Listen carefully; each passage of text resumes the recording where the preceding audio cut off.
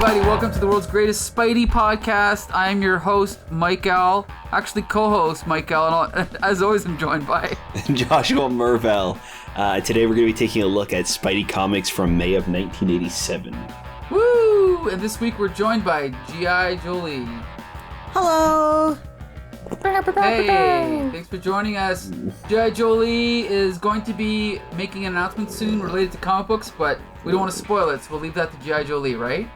Yes, they can't see me, but there are finger guns. Oh, you can't hear finger guns, I guess. You can say pew pew pew pew pew pew pew pew. Finger lasers? Pew, pew, pew, pew. You know what? Finger lasers. Just assume that there's always finger guns going on. Yeah. Yeah. And also joining us, Bex Luthor. It's me, your favorite emotionally stunted child girl, Bex Luthor. What's up? Woo! Great to have you back. We cut out the bit where I talked about how sad it was, so just ignore that. Yeah. I'm great. I'm doing fantastic. Just absolutely spectacular. All right. Making everyone feel good is our job. All right. Since when? What? And Our job is to review Spider-Man. If people feel like shit, that's their problem. Right. And to celebrate, we have returning guest, co-host of Flea Market Fantasy, Mr. Mike Dell. Yes, and I am here to make everyone feel even worse. Woo! Perfect. And you came to the right place. Yep. Just a bunch boy. of depressed adults talking about Spider-Man. What else do the people want, right? Exactly. I'll tell you though, Spidey has always been my comfort food. I don't think there's anything in the world better than a good Spidey comic. Does anyone here disagree? Yes. Yes. Okay. Yeah. Yeah. I mean, yeah. I can't think of anything, but anyway. Parental approval, Especially some of these issues we're going to talk about. a fulfilling career. Boy. Yeah. So, Mike Dell, just a reminder of Good the haircut. viewers or the listeners, the last time you came on, do you remember which issues you reviewed? No, I forgot them immediately. Okay. wanna- Because in this Yeah, era of Spider-Man, one of the things that Jim Owsley made sure of is that he never missed a deadline. So because of that, there's a lot of fill-in, as you can probably guess, right? These are comics that were just sitting in the drawer, collecting dust. They needed to fill 22 pages, so they pulled them out, and, they filled 22 pages. Unfortunately, the quality sometimes varies. Right. Now, From bad to worse. yeah, so one thing about Jim Owsley, most people now know him as Christopher Priest. But Jim Owsley has a very colorful history with the Spider titles, which I believe, Mike Dell, you know something about, correct? Because didn't you do some extracurricular reading for this week's episode? Yes, Mike L. sent me an article, Yes! and I read the article. Oh, look at that! You actually read it, Because- Mike Dell. Did you remind us in the email to read the article? No, because you should have known from the first one. Yes, Mike. I'm the world's worst teacher. You don't ever want to have me as your professor. I'm pretty sure last time you said you would send us an email Well, when we all said we hadn't read it the first time. it's okay. Me and Mike Dell will fill you in, okay? All right, yeah, please. I have to go. I need to leave. Yeah, because the story I heard was Mike L. was very upset that he sent everyone an article to read and no one read the article. Oh my god. I read it. I'm having flashbacks really? to when the the substitute teacher gives you work to do and you don't do it, and then your teacher comes back the next day and I have never in my 10 years of teaching ever gotten a letter this bad before. That's exactly what My this name is. was always right on the top of the hoodlums.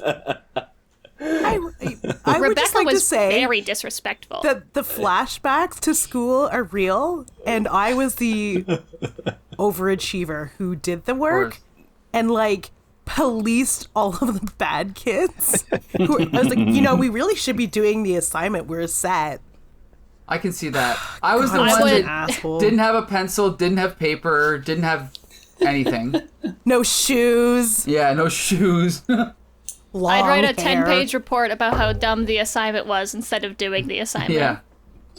I'd probably just be daydreaming, honestly. I thought you were going to say dating. And I was like, yeah, I get it. All right, so Mike Dell, actually, Jolie and Mike Dell both read it. So, Mike Dell, why don't you just basically give us a summary of what you learned from the little blog post by Jim Owsley / Christopher Priest. I'm just kidding. I didn't read it. No, I read it. So Jim Owsley, from what I gathered from this, Michael, correct me if I'm wrong, but Jim Owsley was a young fella. He was like 22 years old. Right. And they needed someone to be the editor in charge of all the Spider-Man books. And shockingly, no one wanted that job. It seems odd, right? I would take it, but... Yeah, why would no one want... So then Jim Shooter... Now, we our opinions of Jim Shooter tend to vary, Michael, but, he's a genius, right? He's a comic book genius. Yeah. So he made a mistake here, though, and he put a 22-year-old kid in charge of all the Spider-Man books, and that's not going to go over so well, I don't think. Because I don't know about you, Michael, but when I was 22, I thought I knew everything. And then... I can see that, because all the other 22-year-olds I know are like that. Yeah, now, looking back at it all these years later, I didn't know anything. I was Sorry dumb. to our 22-year-old listeners. Yeah. So Taylor take Swift. heed. Take heed, you youngsters out there. Yeah. Learn from our mistakes. But you couldn't have a 22-year-old in charge of all the Spider-Man books. That's insane. No, that's ridiculous. Yeah. That's just setting him up for failure. Because all the writers, and they're not going to listen to this kid. What does this kid know? I've been doing this for how many years? I'm not going to listen to him. Because wasn't he he was put in charge of Tom DeFalco? And wasn't DeFalco his boss technically before this? That's what's confusing, just so everyone knows about I didn't know this, but editors had the office day job, and they would hire freelance writers to write. But yeah, like in your case, Jim Owsley's the editor of Spider-Man, but he's hiring his own boss to write Spider-Man. So yeah, it was confusing. Yeah. So there's no way that's going to work. Right. So, but poor Jim Owsley, he did his best, I guess. And he said he was trying to crack the whip like Jim Shooter did, because Jim Shooter was kind of like his mentor, Right. And he was real strict with these people. But no one wants to be taking orders from a 22-year-old, trying to act tough, So it caused all sorts of trouble, Michael, didn't it? Yes. So basically, so one of the things that happened was that Tom DeFalco and Ron Frenz, peace be with them, they were really bad with deadlines. And so because they're missing so many deadlines, Jim Shooter kind of said, well, if they're missing deadlines, maybe you should fire them. And Jim Owsley's like, I can't fire them. Look how popular they are. And plus, they're older than me. Plus, they've been around longer, blah, blah, blah. And Jim Shooter kind of put the bug in his ear. And then eventually, Jim Owsley followed through. And Jim Owsley fired Tom DeFalco and Ron Frenz from Spider-Man, which at the time was probably the second or third most popular Marvel title. And but he had a backup plan. He's like, yeah, but I'm going to create a new title called Sensational Spider-Man, and I'm going to give it to them. It's going to be a quarterly, and everyone's going to be happy. But I guess what happened was Jim Owsley fired DeFalco and Frenz, and DeFalco was angry. Frenz was borderline was he not suicidal, but he was very upset because this was his dream come true. They kind of did imply suicidal in a way. Right. Yeah. It was imagine he was Conan O'Brien, right? It was his dream come true. He got to do Spider-Man, and then within 2 or 3 years, he was fired. Conan O'Brien only lasted 9 months, but you get my point. So the funny thing is that we know the story going forward. What ends up happening is not only does Tom DeFalco and Jim Owsley get fired, later on Peter David gets fired, then Jim Owsley gets fired, then Jim Shooter gets fired. So the Spider books are about to drastically change in the next few weeks of Here Comes the Spider Cast. So it's going to get interesting. But now, knowing that he's a genius, what is your take on Jim Shooter's position on that, Mike Dell? In terms of what? That he made Priest fire and then Tom pretended DeFalco? that he didn't know why he did it.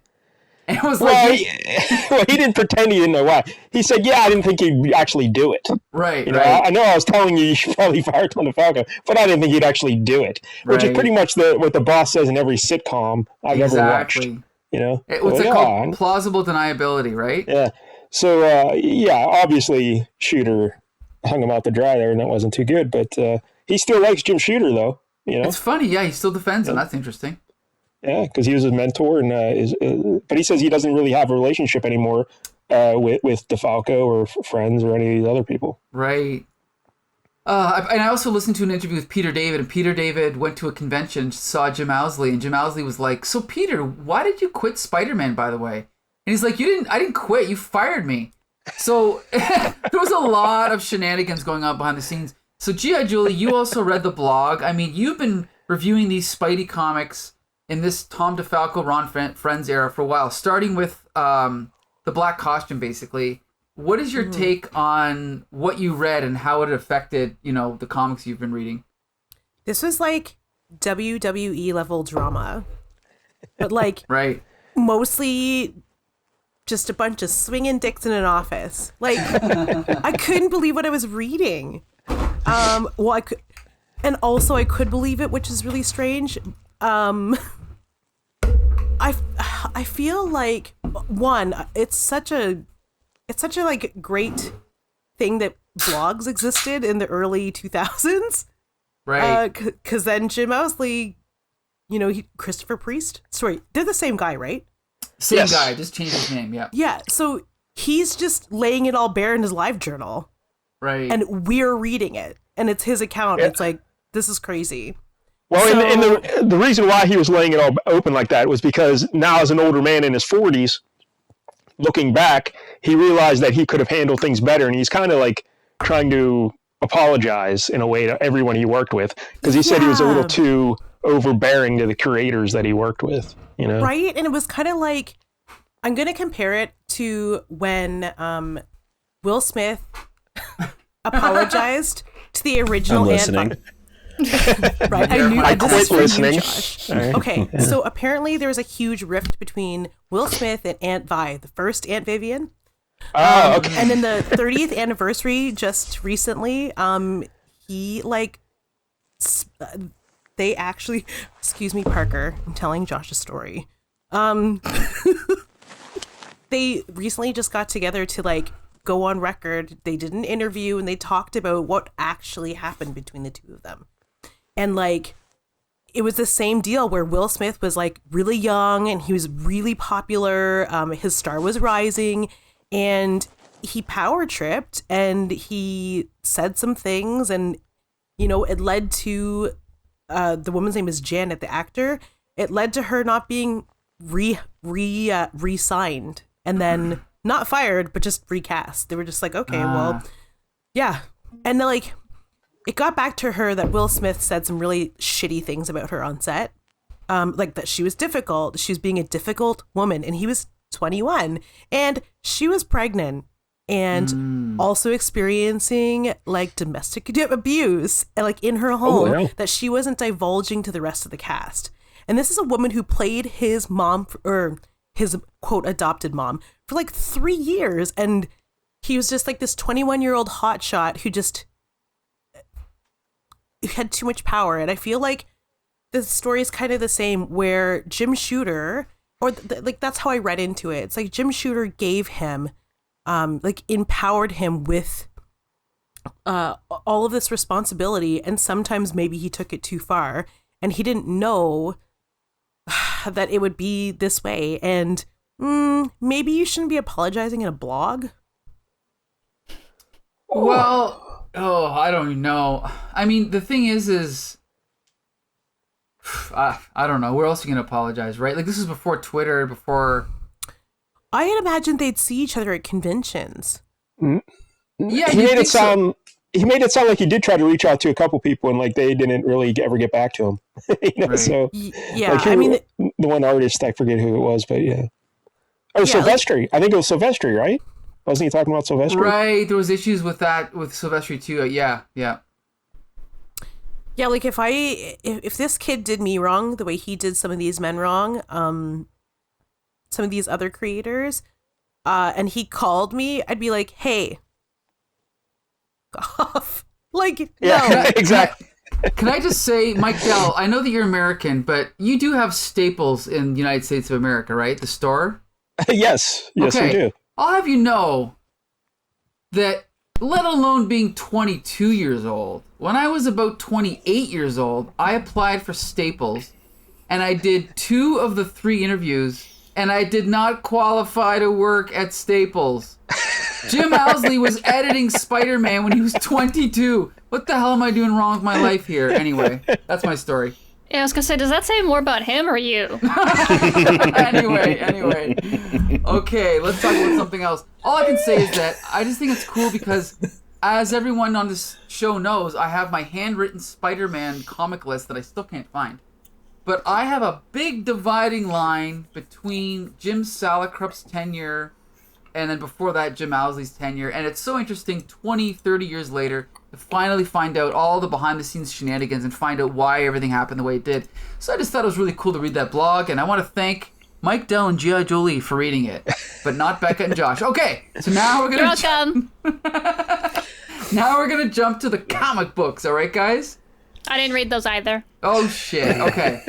So now you really gotta go. You didn't miss anything. Okay, so we're going to talk honestly. about Web of Spider-Man. I know, Josh, you're reading this, but before you jump into the comic, Sure. I got to point out, this is a beautiful cover by Charles Vess Yeah, it's amazing. that has nothing to do with the story. especially Yeah, I was going to say, compared to it's well drawn. You know, it's striking. But, yeah, like, what should we put on the cover? Spider-Man running down steps. in Let's put his that on the black cover. costume, which we will not see in this issue. Right, Because right. it's another fill-in issue. Yay! Another By story that has Larry no Lieber. consequence and is not fun even a little bit. I thought it was fun, but anyway. It was No. okay. It was fine. It was terrible. It was fine, but it was definitely not fun. It was... We'll I talk thought it about was it. fun, but not fine. Anyway, go I'm ahead. going to be recapping the story. You had to shush. Okay. So, Web of Spider-Man number 26. We see Spider-Man in a shipping yard. We have two goons. We have two goons. They're like breaking open a shipping container. We learn that their names are Gunther and Willie. And now Spider-Man is there because he's supposed to be taking pictures because there's like a strike or something going on. Subway renovations. Subway renovation. Sorry. Whatever. So there's something's going on. It doesn't make sense that the subway's here at the shipping yard. Whatever the reason. I'm pretty sure that the subway is strictly for public transportation. I've never heard of the subway being used to transport goods. Never, ever. Around. So I'm not sure the connection there. Anyways, Spidey jumps in to stop them. Gunther tries to shoot him, and Spidey jumps out of the way. But in doing so, Gunther shoots this big canister of chemical waste, and Peter actually breathes it in. And I'm so sorry. My dog had surgery and is very needy and is crying into the microphone right now. Worker. Did you read the story aloud to him? He's just trying to stop you. Honestly, from I think it's because I'm talking and you guys are in my headphones. So he's like, why aren't you looking at me when you're talking to me? And he's like whining back. Rude. Anyways, You're being rude. I know. So Spidey coughs up this stuff that is being sprayed in his face. He kind of, shrugs it off. He goes over there and he ties up Gunther. And as he goes up to Willie Parker, Willie kind of begs and pleads and gives him this sob story and pulls out pictures of his wife and kids from his wallet and says that Gunther has like forced him to do this. So Peter's like, okay, listen, I'll let you off with a warning. I know what it's like to be in a situation like this, so don't let it happen again. And as Peter is swinging away with Gunther to the police station, Willie kind of snickers and thinks to himself that Spidey's a sucker for letting him get away. And then we cut over to Peter back at the Daily Bugle talking to Robbie Robertson. And Peter is talking about how he's got this massive headache and this migraine won't go away. Meanwhile, they see on the news that these two thugs held up and stole money from a charity event going on. So Peter recognizes these two even with like the masks on, So he kind of runs off, and he decides it's time to go to a bar to interrogate them, and to interrogate these like thugs at a bar to figure out what's going on. While he's there, because of the chemicals, he gets knocked out and becomes dizzy again, and the goons start to like kick him. But because the owner of the bar called the cops, they were luckily on scene very quickly to stop and break everything up. They let Peter go, and he kind of sits on a rooftop talking about how his spider senses aren't working right now because of the chemicals, and he's hoping that he can kind of like fix that so he can get these guys. So we then see that Gunther has been like tormenting and chasing Willie, and kind of like he's pissed off now that he's out from jail, and they didn't have enough evidence or anything to kind of pin him to anything, since Spidey just kind of dropped him off at the police station. So we cut over back to Peter. He's like testing he's testing his spider senses. He puts a blindfold over, and still the migraine is like way too powerful, and he gets like knocked out essentially. So he's like on the floor. Robbie Robertson is on the phone trying to call him, and he's like on the floor, unable to get up to even pick up the phone. All while there's a newspaper out. In the ad there's an ad in the paper, the front page of the Bugle, from Willie that says, "Spider-Man, you gave me a second chance. Now I need help. Please meet me tonight where we met at 10." Which doesn't make any sense. I don't think. I don't remember. Maybe I'm misremembering, but I don't remember him like talking to anybody from the Bugle to get the front page of the paper for an ad, for a wanted like help ad for Spider-Man. And also it's the same day. So like it's anyways. Willie goes to a diner. Yeah. Willie goes to a diner to kind of cool off. And who's there but Gunther? He pulls down the newspaper, says, "Surprise, it's me, idiot." Willie runs out, and that's when Peter sees the newspaper that just came out, even though he hasn't left his apartment yet because he's been knocked out, that somebody needs, that Willie needs Peter's help. So Peter musters up the strength. He dons the Spidey costume, and he chases them down to the shipping yard that is apparently right next to the subway. So they're kind of like there's like a chase going on throughout the subway. Willie is about to die at the hands of Gunther, and Willie kind of points out like, "Haha, you can't get me. Spider-Man's here to help me." And Spidey's like, "Well, shit, I can't help you. My powers are gone." He gets knocked down from the ground when he has another like migraine, and he falls on the tracks, and Gunther, instead of shooting him, lets him stay there, and allowing a subway train to run him over. But we see that he was able to jump out of the way in time. Gunther pulls the gun back onto Willie again. And right before he shoots him, with what we think we see is Spidey jumping in front of the gun and taking the bullet for Willie. But really, it's a life-sized Spidey made out of webs. And it sticks to Gunther as it falls on him. So Spidey is able to knock him out, I guess. And that's it. I mean, that's it. That's where it ends. I mean, we cut to several days later, and Peter we see him in his apartment. He's got a blindfold on, and he's like practicing using his Spidey senses, and we see that he's back to normal. And JJ is on the news talking about how Spider-Man's still a menace. The end. So everything's back to normal, right? Status quo restored. Yeah. And that's fine. Like, I don't mind a story that's like not going to be consequential to the main thing that's going on, like the main story. But it has to be interesting. There has to be something there. Like, they have this really cool idea of taking away one of Peter's powers, right? So he's got to like work around that. He's got to find substitutes because he's down a power. So he's not as strong as he used to be. And on top of that, he's getting these like massive migraines, which is kind of like knocking him out randomly.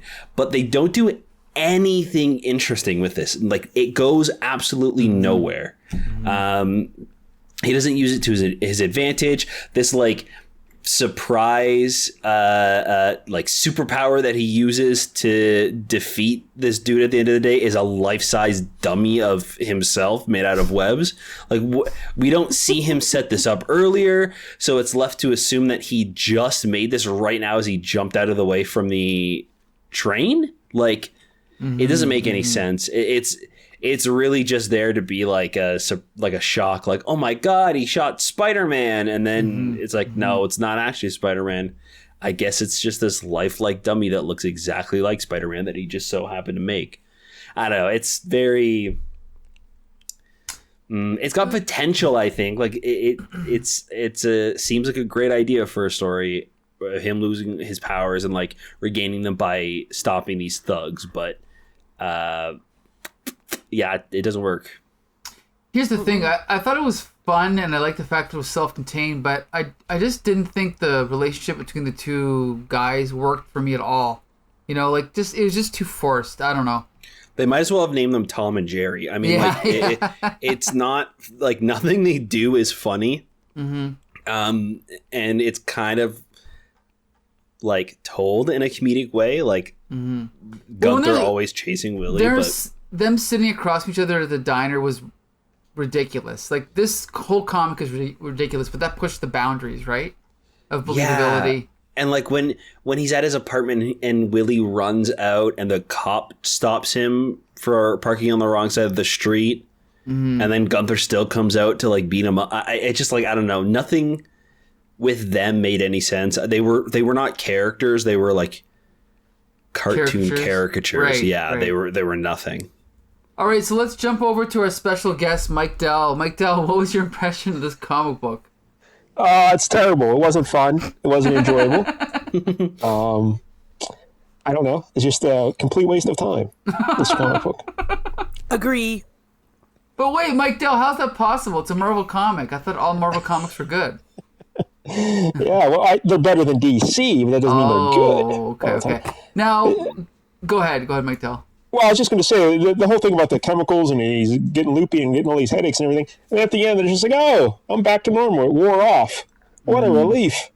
Yeah, you could have at least, I don't know, found like some medicine for it or something. I don't know. Do something. Yeah, he's a science student. You know, So- like, Yeah, invent some potion in his laboratory, right? Right. No. He's just, look, I woke up today and I feel fine. Yeah. So now, are you familiar? Do you know who Larry Lieber is, Mike Dell?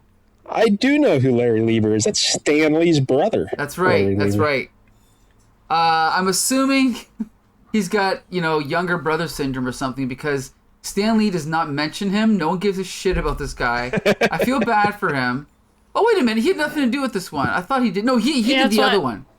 That's why I was like, why you bring him up? Yeah, did he do the other one? Where did I get this from? Oh, he didn't do this one. last week. Yes, okay. He did a comic, I think. I'm projecting. I'm sorry, guys. I'm projecting here. This Mike's comic... basically saying that Stanley wanted to kill his younger brother. Yes. You heard it here first, folks. I just got to point out, this comic is by Stefan Petruccia, who we all know from nothing ever in history because I've never heard of this person, okay? But here they are doing Spider-Man. Well, he just did the plot. He didn't even do the whole thing, just the plot. Well, that's what I think what happened was he probably plotted it, Tom Morgan drew it, and then Len Kaminski came in and was like, okay, this thing's due next week. I better frickin' write the dialogue. That's probably what happened, I'm guessing. But just keep that in mind, though. It took two people to write this issue. Story. Now, okay, I got one more question for you, Mike Dell. Did you not appreciate the fact that this was a done-in-one story and you could read the whole thing and, No. take it all in 22 pages? No, you didn't. Okay, let's move on then. Okay. Okay. I mean, I would have if it was good. Yeah, it feels entertaining. Yeah, great. Okay, you've said your piece. I get it. It's crap. G.I. Jolie, what do you think of this one? Is it a I keeper? think it's Zach. Oh, sorry, you're gonna ask a question. No, I just said, is it a keeper?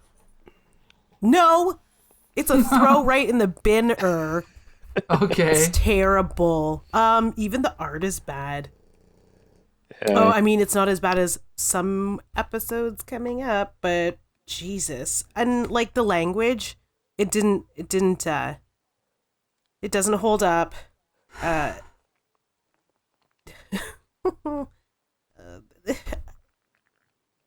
It's just shittily written. It's so bad. It's like really terrible. Like Josh was saying, like it was disjointed in the beginning, and like that's just one example of a very small disjointedness. Everything after that is completely disjointed. It's like they wrote pages like weeks apart, and like none of it connected. Even when the action is happening in the same rooms, it doesn't feel connected. And then I feel like someone watched a lot of movies because there's a lot of cliched things that happen.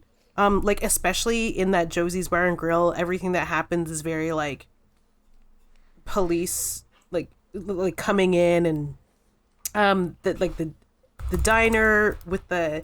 I feel like I've seen that in a movie where, you know, the protagonist is hiding from somebody, and like it cuts to their perspective, and there's the person they're hiding from. Like when he goes back to his apartment to like pack and flee, and then Gunther's sitting in the corner by an open window with a gun ready to shoot. Like that is very movie, and I feel like all of it is very driven by maybe other pop culture references and visuals, and they seem to only want to call Gunther fat as if it's like you know, if words were a knife, and it was so offensive. I hated this one.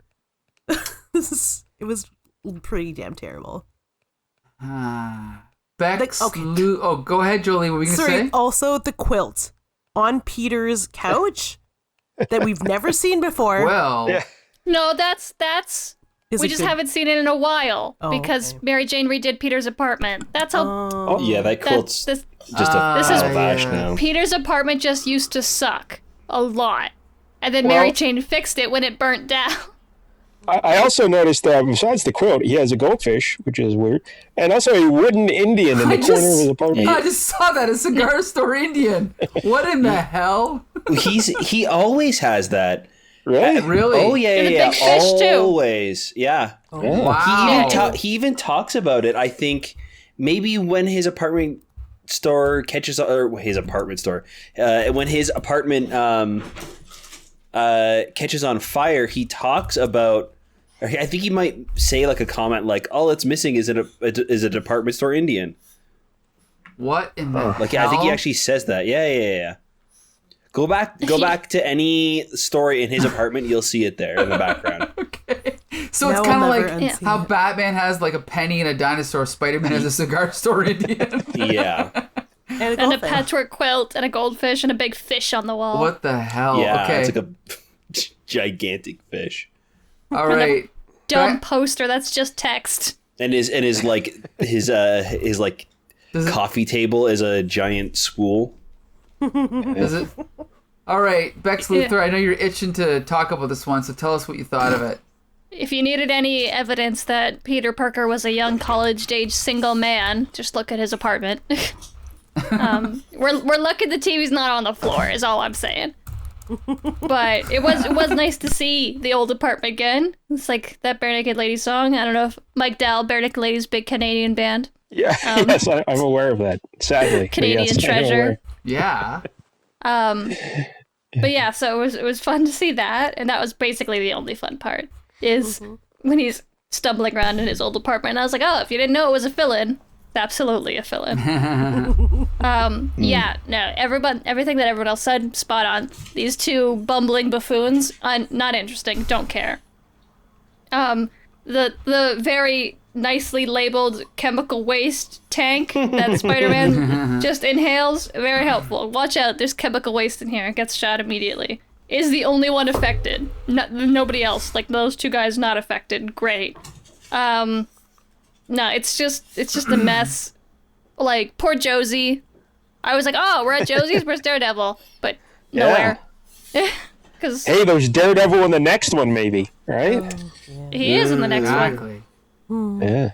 But yeah, Peter just like busting into this bar and like threatening to break her glass again, because I'm pretty sure like a while ago he busted through the glass to interrogate random thugs. Like, this is the only bar he knows in all of New York that has thugs in it, and this is the one he comes to interrogate thugs about other thugs. He's like, they'll be in this one. And these guys are just like, what? We're just having it's the middle of the day. Josie's is a respectable establishment. Like, we're just having a beer. And Spider-Man just busts through the door and is like, hey, I'm going to beat you up if you don't tell me about these two guys that no one's ever heard of before. So, it's just all over the place. Like, I think Jolie was saying, the dialogue's just bad.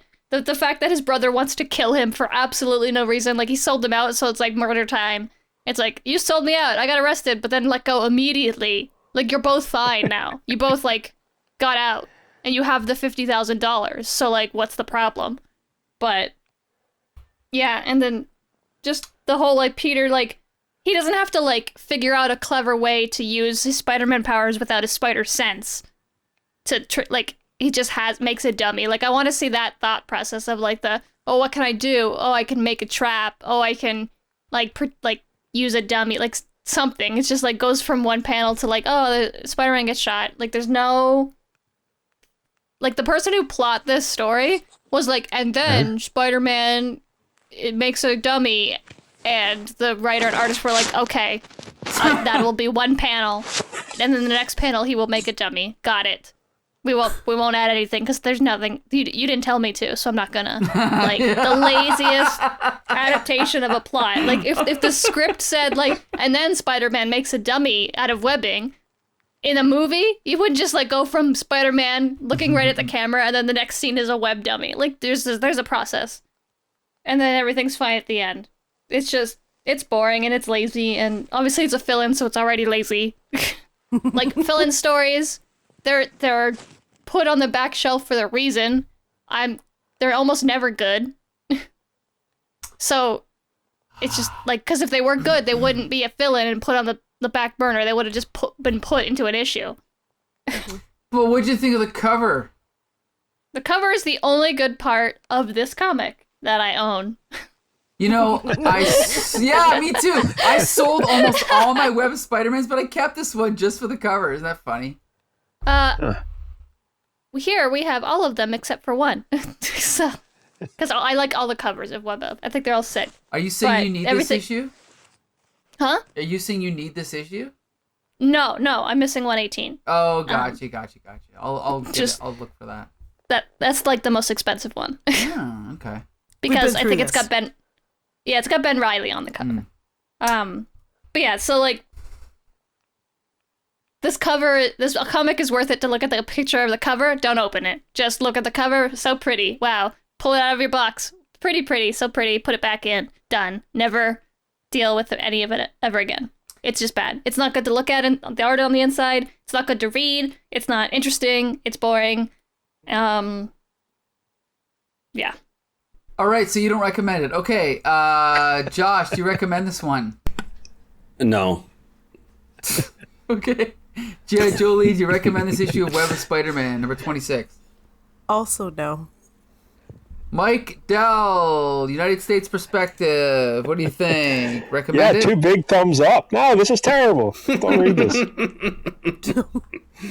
This might be coming your way in a future episode of Flea Market Fantasy. You never know, right? Sometimes I like to do comics twice. You never know. Anyway, I kid. Okay, so that's it for Web of Spider-Man 26. Now we're going to jump to Amazing Spider-Man 288, which is the conclusion of the gang war. And Bex Luthor, you're going to talk about this one. I will, just as soon as this ad finishes loading. Okay. Well, while that's waiting, I'll tell you who's on the cover. Spidey, Falcon, Daredevil, and Black Cat. In a new costume? Black Cat? Well, she's had this costume for a while. That's the golden notebook pauldrons. Yeah, on the side. With the rat tail and yeah. You must have missed. White. Yeah.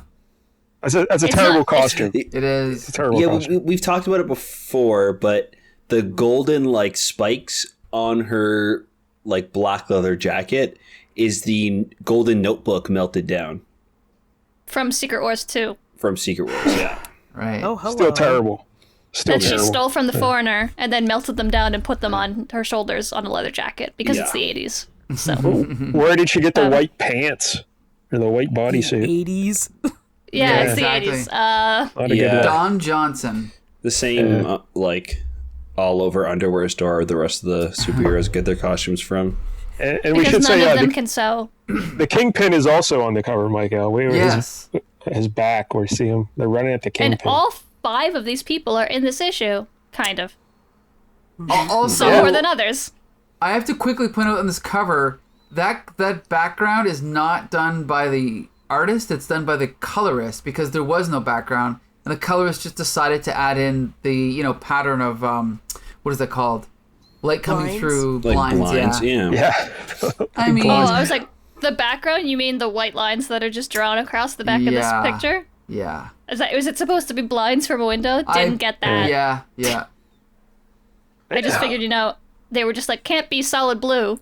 Yeah, I got like storage locker vibes from it. I only get blinds because that's a cliche of film noir, and I think that's what they were going for. But who knows, right? Were they? I think. So. Sure, maybe. All right. Give them benefit of the doubt. Maybe it had thought put into it. I think so. I mean, the cover's fine. I think. It's not so good. I don't also- think it's great. Yeah, go ahead, Jolie. I feel like the artist drew the characters all separately and then put them all together on the right. cover. Yes. There's 'Cause, no like- flow. That's kind of Yeah. yeah. Well, the perspective, the not this perspective, but the size of the characters is all wrong. Like, Yes. Spidey's huge. Okay, cool. He's jumping towards. But also, Black Cat is the same size as Spidey, but she should technically be behind him, so smaller. Right. And Good also, point. she is smaller than Peter already, so she should be even smaller. And then Falcon is like kind of smushed between the words Part 5, the conclusion, and like Daredevil, when he Yeah. should be up much higher, but His arms are way too small. Yeah. And Daredevil's a small little goblin boy. Right here. yeah. He's It's just weird. Well, Yeah. the Falcon's not as important as knowing that it is the conclusion of the gang war. Obviously. Okay. To be Yeah, no- fair, true. Now, I know you guys have been reading all these. I have not. So I'm That's going fine. to just guess that this gang war thing was it was awesome, I'm betting, right? 5 parts? I bet it was. Part 3 was awesome. Yeah, there was it was But- pretty much a flop. It was pretty much a flop. But That's what I the figured. third one was surprisingly very good. Like it was actually a standout. I think we all Yeah. unanimously really liked that one. It was so the I'm sorry, reveal but I of guess the like Rose is Richard Fisk. yeah, so like Kingpin was like he was away for a while, and then like other people took over his I think, syndicate or whatever. Yeah, I Is that think what it happened? ties into Born Again and the Daredevil graphic novel or something. I'm not exactly sure where it ties in chronologically. Okay. He was in Europe, Yeah. Kingpin. And then every other mob boss was like, well, Kingpin's not here, time to take over. Oh, They all started fighting. oh yeah, he was over there. I read that graphic Yeah, novel. Love like, and oh, War, right? Yeah, with his Yeah. wife Vanessa. He was over there getting her medical attention, right? Right, Is that what right. was going on? Yeah, he all kind of vaguely alludes to that in this yeah, too. Yeah. Which is weird because Vanessa's here in New York. Yeah, he talks about how he had to sneak her back into New York and now has to sneak her back to Europe. Right. So, like, we got a lot of sneaking this woman to other continents, even though she's clearly ill. I'm sure the travel's great for her. But anyway, let's get going on this conclusion of a 5-part series where we still don't find out who the Hobgoblin is, even though that's been the point. So, just tune next week for sure, though. Anyway, so it starts with a splash page. Spidey is just careening through on his webs, and the gang war is going on. You have a brief little, like, synopsis, kind of everybody involved, which is literally everybody. So you could just say, like, everyone's involved in the gang war. We got freaking Hammerhead and Alfredo's there. Like the gang's all here. All the big, everyone's favorite characters. Let me ask you one question there, Bex. Who's the guy next to Hammerhead? He's in the red and orange with like the bug eyes, and he's holding a gun. Who's that guy? That is. I have no idea. What's his name? The guy who only had like 2 appearances and like kills that woman. What's his name? Flair or something? I can't remember. I have no idea. Federico? No. No. Oh, he was related to somebody too, right? Yeah, He was somebody's brother or something. He's the guy that like these college students make up a fake supervillain to fight Spider-Man because they Blaze. Yes. That's Blaze. I think that's supposed to be Blaze. Yeah, why is Blaze here? He was in one of the... Was he? Or was that before the gang war? In the gang war? Oh, yeah, no. He shot that lady. Yeah, it is Blaze. Yep. Oh, yeah. Blaze is dead, so it doesn't matter. I've never heard of that guy in my life. You never He's in will 2 again. issues He only made 2 appearances, so. Marvel Comics. But there he is. He made it into the synopsis. Good for him. All right, thank you. Well, Sorry to good for interrupt. you, Blaze. Good for you. Look, 3. You were in 3 Marvel Comics. 3 whole ones. Technically in 3. It says on the Marvel wiki, it's like brief appearance, and you go, it's this. It's like Quasar's bracelets in that one episode of Quasar Chronology. I was just going to say that. Michael, why don't you start a Blaze chronology? We can do every issue. All 3. We've already reviewed them. So basically, Kingpin is back, and he came back in the last issue, and now he's getting his affairs all in order. He's calling people in one by one to deal with them. He calls in the doctor, who he left to be in charge of Vanessa, and his wife, and he finds out that this guy has been sedating Vanessa, even though that's not what he asked him to do, which I was like, oh, that's interesting, because in the last issue, we thought that he was trying to sedate Vanessa so that Richard, his son, wouldn't, like, be able to talk to his mom or something was going on. But it turns out this doctor was just being an asshole, so he kills him. Just straight up, like, you fuck with my wife, you're dead. Which, good for him. Stick by your woman. If Kingpin is anything, in almost all media, he is loyal to his wife. So, which, to be fair, who else would have him? That's all he's got, so he's got to be. And he kills him with that stick laser beam out of his walking stick. That's It's a good really gimmick. long, skinny shotgun. Yeah. How about Sure. that? And he calls in the next person. And then we go back over to Peter Parker's apartment, where Mary Jane is going to... she's gonna unlock... She has a key, so she comes in and she's gonna make him breakfast in bed. Because she's definitely not in love with him at all, and this is totally a normal thing that just regular people do for each other. But she finds out that Black Cat is in his apartment making him breakfast, and she freaks out.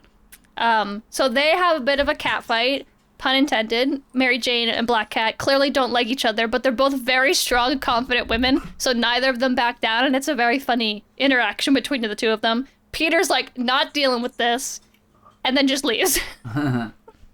He leaves. He's like, Aunt May, I'm coming over for breakfast, and just yells. So Kingpin calls in Jack-o'-lantern next to fire him, which he's pretty lucky he didn't get shot with the skinny gun. And Jack-o'-lantern's obviously very pissed off. I just like the idea of Jack-o'-lantern sitting in the waiting room with his flaming pumpkin head.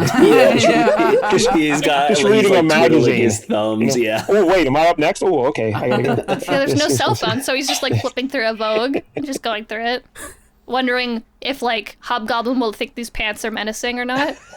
Yes. So then, as Amazing likes to do, we go back and forth like 80 times per issue. So now we're in the Rose's perspective in his apartment with Alfredo and Richard Fisk, the Rose, and he's talking about how, hey, Alfredo, don't go after Hobgoblin. That's not gonna be good. And he's like talking about how he maybe wishes he hadn't been the Rose and how it's all going wrong because he's killed that cop and hasn't done anything that he set out to do, which was to stop crime in New York, and that's not happening. And then we cut to the next group of people in this comic, which is the cop, Daredevil, Falcon, and Ben Urich. Because Fabulous Four, my favorite gang of people that have definitely teamed up after this and are good friends. So they're like talking about the gang war and how Kingpin is back in town, And then the waitress spills her drink all over Ben Ulrich, and she's like, oh, sorry. And then this guy just starts blasting them, and then the waitress starts blasting them, and then Falcon's like, I'm the Falcon, which I hope he doesn't have a secret identity, because it's blown at this point, and just starts punching people. And they're pretty certain that the Kingpin has sent these people to kill him. So, you know, whatever. And then Kingpin's still calling people in. Oh no, Kingpin is like, oh, you guys didn't kill Matt Murdock? Cool, thanks for telling me. So they're gonna send more people to kill him. Then we have this interesting scene where Ned Leeds comes into what's this guy's name? Lance Bannon. Too many men. Who is he? Who is he, by the way? Lance Bannon works for the Daily Bugle. He is a photographer. And he's a red herring. They've been implying he might be the Hobgoblin for a while. Just for the last 3 issues. Right. Okay. Also, Ned Leeds, they've been implying he could be the Hobgoblin. Right? Yeah. And so Ned walks into this guy's apartment. He's just got tons of pictures of the Hobgoblin everywhere. They're like being really subtle about it. And then he's like, hey, I'm going to Europe on this case, and I need a photographer. And Lance is like, I'm doing stuff, so I can't help you. So Ned leaves, and we know that there was a previous issue where they do go, where Ned takes Peter to Europe, and Ned dies there. Yes. So that's again, Spider-Man and Wolverine, right? Yes. Yes. All right. Which already came out. Yes. And Oh, they In acknowledge continuity. it at the start of this book. Yeah, so it's like, it hasn't happened yet, technically, but this was weeks ago. So we know that this guy dies. So, like, okay. that's cool. So, and then Lance Bannon talks about, he's like, oh, crap, can't have anyone suspect that I'm a big weirdo and take tons of creepy pictures of Hobgoblin. Oh yeah, and now we're back to, because Flash has been broken out of jail by the Jack-o'-lantern. And he ran to Betty Leeds' house because they've been having an affair. And she's been keeping him safe for some reason. So she goes to get groceries. I'm sorry, is she still married to Ned Leeds at this point? They are estranged, but Okay. technically, yes. Right. When Flash was arrested, Ned found out about the affair, and they all like Ned hasn't been living at home, but they are Okay. still technically married.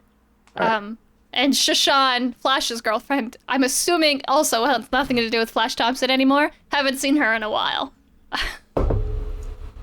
Cause didn't Flash hit her, right? Yeah. Only And then once. gets arrested. Only And then once. gets arrested. Only times. once. Only when she deserved it. She not at all. She was like, All "Hey, are right. you cheating on me?" And It he might be hit time her, to and quit he the was podcast. cheating on her. Only when she's bad. And then she's in the hospital because she gets kidnapped by Hobgoblin. I am your and she's like, host, "Oh, Flash, Joshua I'm so Mervell." happy to see you." Anyway, That's Sorry, why at the Becca. beginning, Mike said, I am your host. it's me, your host, the worst man alive. I didn't realize yeah, all so this time my camera was off, so I hope you could see my sarcasm. But anyway, it's on now. So We couldn't. Your camera was off. yeah, no, now you can. Great. Maybe turn it back off if you're gonna just Ooh. be on Flash Thompson's side. Ooh. This is a Flash Thompson hate zone. We don't approve of hitting your girlfriend. It's not cool. Anyway, so Betty's still there, and she's madly in love with Flash Thompson from some stupid reason. Goes to get groceries, comes back, and the Hobgoblin's in her freaking house. Beating the crap out of Flash Thompson. Is that So- red circle on the Hobgoblin's right chest? Is that normal? Is that always there? Actually, yes, Yes. it is. Josh, I never That's the noticed reason- it. take the time to explain that. No. So Oh, I'm sorry. Is this a No, go topic of discussion in past weeks? Or it's I not. have It's no not that idea. big of a deal. So Flash was framed as the Hobgoblin Okay. by Hobgoblin. So he puts his original costume on him, and he now has an upgraded suit with a red dot. Oh, okay. And that's how Spider-Man and Peter Parker and like everybody knows that Flash isn't actually Hobgoblin, because the Hobgoblin has this new patch, and when Hobgoblin framed him, he used one of his old suits. Thank God they have the red dot there. Yeah. Or we'd all be But confused. that's how you know it's the real Hobgoblin. So shocked that they are committing to this red dot, too. Every issue that he's shown up, he still has this stupid red dot. I can't believe this. It's pretty terrible. All right. Yeah. You think they'd miss at least one. No. But yeah, so Hobgoblin beats up Flash, and Betty walks in, she screams and faints, and Hobgoblin's like, oh, crap, I didn't mean for that to happen. And you're like, why would you care? So it's like, cool, who is this, right? And then so he flies off, and then we have a little panel of Kingpin being sad with his wife. So then we come back over to what the hell Spider-Man's actually up to right now, and he's just having breakfast at Aunt May's. Matt Murdock, the Daredevil, calls him at his Aunt May's because he knows he's there somehow. Like maybe he called his apartment first. He heard him. Because he knows he has both numbers. Yeah, he heard him. So he calls him again, and Peter's pissed that Matt keeps calling him at his Aunt May's, even though he's always there. So he's like, don't talk to me, and slams the phone down. Then we go back to Jack-O-Lantern, who gets interrupted by Hobgoblin. God, I'm just constantly mixing these up, even though I'm staring right at them. And one has a Jack-O-Lantern head. But, so they get into a fight, and then Alfredo's there, and he also wants to kill Hobgoblin, but Jack-O-Lantern wants to kill Hobgoblin, so he punches Alfredo, and then Hobgoblin is like, nah, you know what, I don't have time for this, and then leaves, even though he's the one who showed up. So he leaves, and then we go back to the Rose's apartment, where he has his girlfriend who's been in like 6 issues answer the phone and be like, oh, this is Hobgoblin and Jack-O-Lantern and Alfredo are all doing this. It's like, when did she get involved in the gang business? Whatever.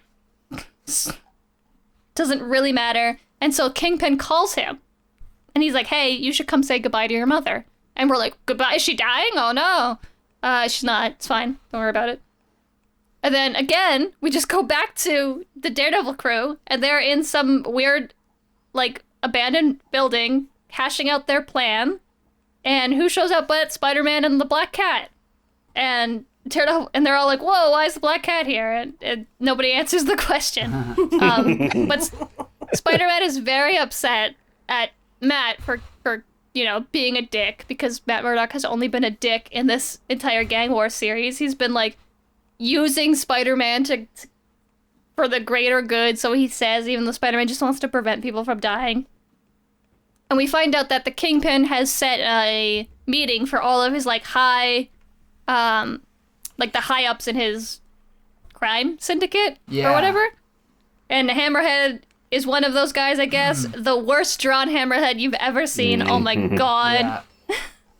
One panel is just his forehead. Like, sorry, just his 5 head. Like, dude. Oh, and then Punisher's there too. He's just, don't forget, I was involved in this. Remember everybody. me? I was in Gang War too. I was in issue 2 or whatever for no reason. Now I'm back. And they're all talking about Alley still. Don't how forget everybody me. knows that this meeting's going down.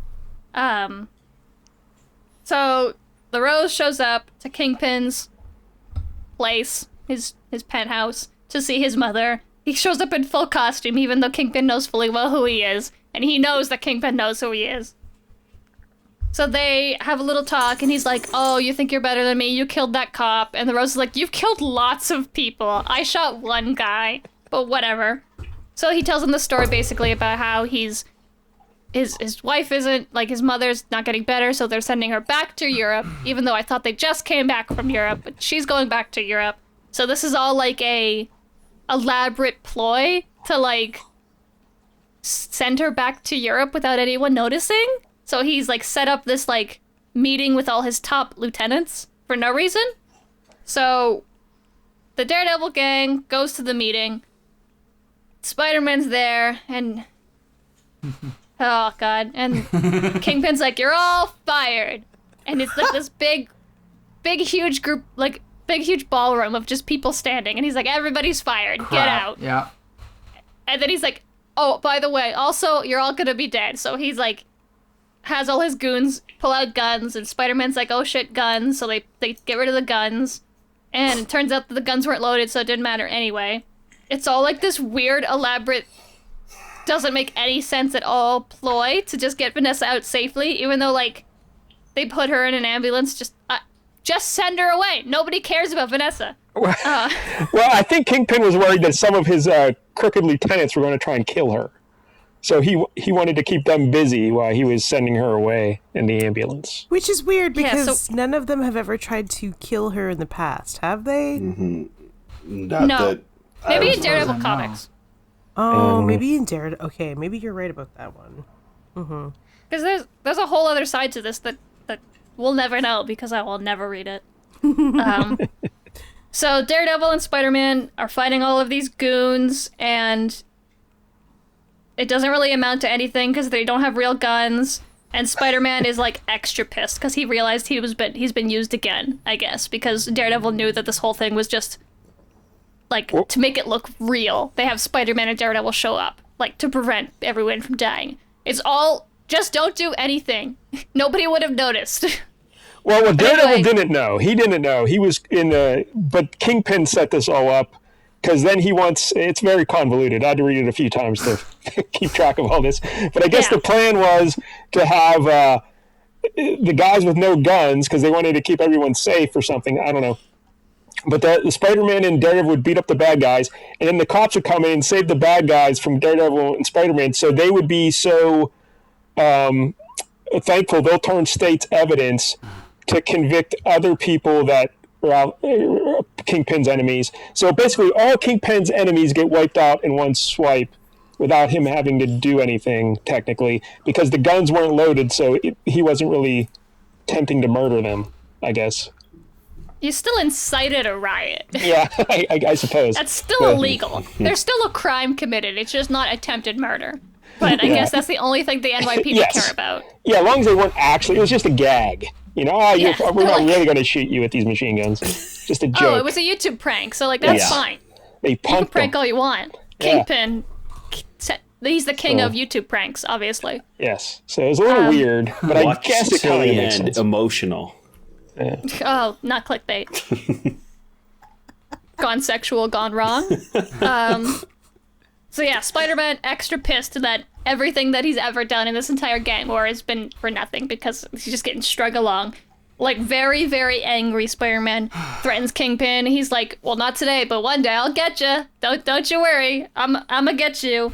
And the whole crew barrels in after Spider-Man. And they're like, no, Spider-Man, don't. And he's like, don't worry, I wasn't gonna. And then he just destroys his desk. Just smashes it to bits. And takes Black Cat and he just leaves. He just yeets out the window with her. And then there's a nice little monologue of Daredevil and Kingpin talking about how they're not so different, you and I. And then how Spider-Man is actually naive, but he's got his heart in the right place. And they're like, one day he'll be as jaded as us. And Daredevil's like, probably not. And so, and then Spider-Man, like, destroyed, when he broke the table, he destroyed his, like, pretty little picture of Vanessa, but I guess he's got another one, so it doesn't matter at all. Which is really strange because it makes it, when he goes to pull out another one out of a drawer, it makes it look like he has, like, because his hands are so big and it's so close, her head in, like... resin. Yeah. Like in a resin gem. A life-size resin gem. Gross. Yeah, and then we're left with a little bit of text at the bottom that says, next, no tricks, no gimmicks, this time we mean it, the Hobgoblin revealed. And I want to go ahead on a limb and say, doubt it. It's funny because... Okay, go ahead, Mike Dell. And them saying that, are they admitting that, yes, they have been pulling tricks and gimmicks on you this whole time? Yes, but not next time. But the funny thing is, it was a trick because they revealed it was Ned Leeds, and then 5 years later they revealed that wasn't even true. But anyway. Yeah, I was like, in the 90s, it's like the actual reveal, right? Even though, like, this is all retcon because they didn't know what they were doing the whole time. Exactly. Because everybody had their own idea of who the Hobgoblin was, including the writers. But because the writers kept changing, whoever the Hobgoblin was also kept changing. So that's why there's so many red herrings. It's just, whoever was writing it at the time was like, oh, this person's Hobgoblin. No, it's this person. No, it's none of them. It's all of them. And then they all got fired. I'll just say one quick thing. And again, I have to say this under the assumption that these artists are listening because, Mike Dell, I'll have you know, a couple weeks ago we did an episode and a certain I think it was James. Yes, James Fry listened to our podcast. What? Yeah. I have no idea who that is. Well, he's an artist from the 80s and 90s, and he listened to our podcast, and he left a huge review on our freaking YouTube channel. And he said that Charlie Fish... What's that, Julie? I said he very diplomatically ignored the fact that you said his art was not good. Yeah. Yeah, you just shadowed him the whole episode. And then he said that Charlie Fish recommended the podcast to us. Charlie Fish is a writer who's working right now on Superman and Scooby-Doo and other stuff. So I'll tell you, Mike Dell, hey, we only have 6 listeners, but those 6 listeners are important. But anyway, with that in mind, that Jim Fern and Alan Kupperberg might be listening to this art is terrible. Well, Alan Kupperberg's the penciler here, and Jim Fern's the inker, yes. Right? Just to be sure. I will say a lot of it is terrible, but there are also a couple panels that I really liked. Like, there's a close-up of Mary Jane's face that is really well done. I was really shocked at that. Which, I was like, which page is that on? Do you remember? It's when she shows up at the apartment. There's also another good bit there. When she shows up at the apartment, she's knocking on the door or whatever. She's getting in. She's like, sometimes I don't think Pete knows what he wants.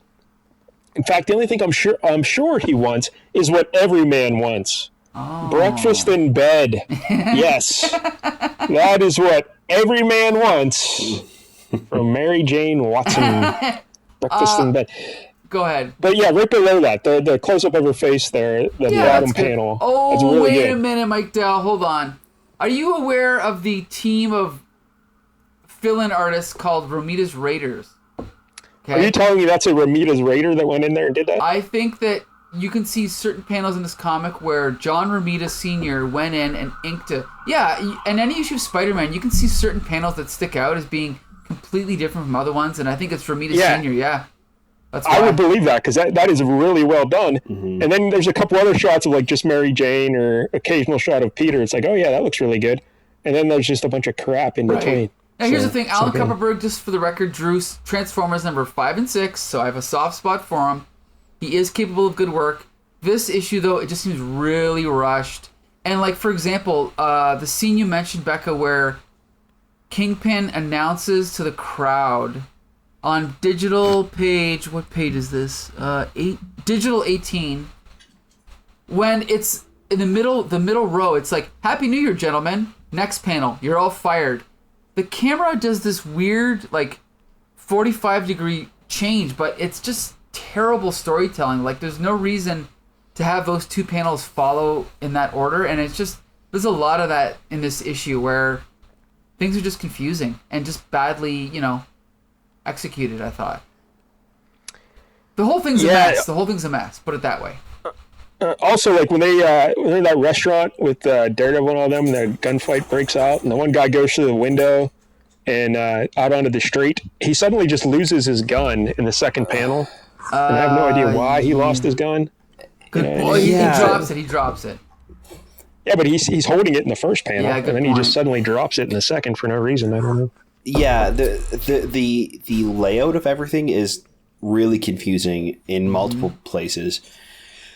Like you were saying, Mike Dell, that like cafe scene where he breaks in with the glass, and like I have no idea what is happening in the scene. Why the waitress has got a gun, and then like later on it looks like with like the shadow and inking, it looks like she lifts up a secret hatch underneath the table, but it's just like a shadow. Later on, there was another scene later on that was like super confusing. What was it?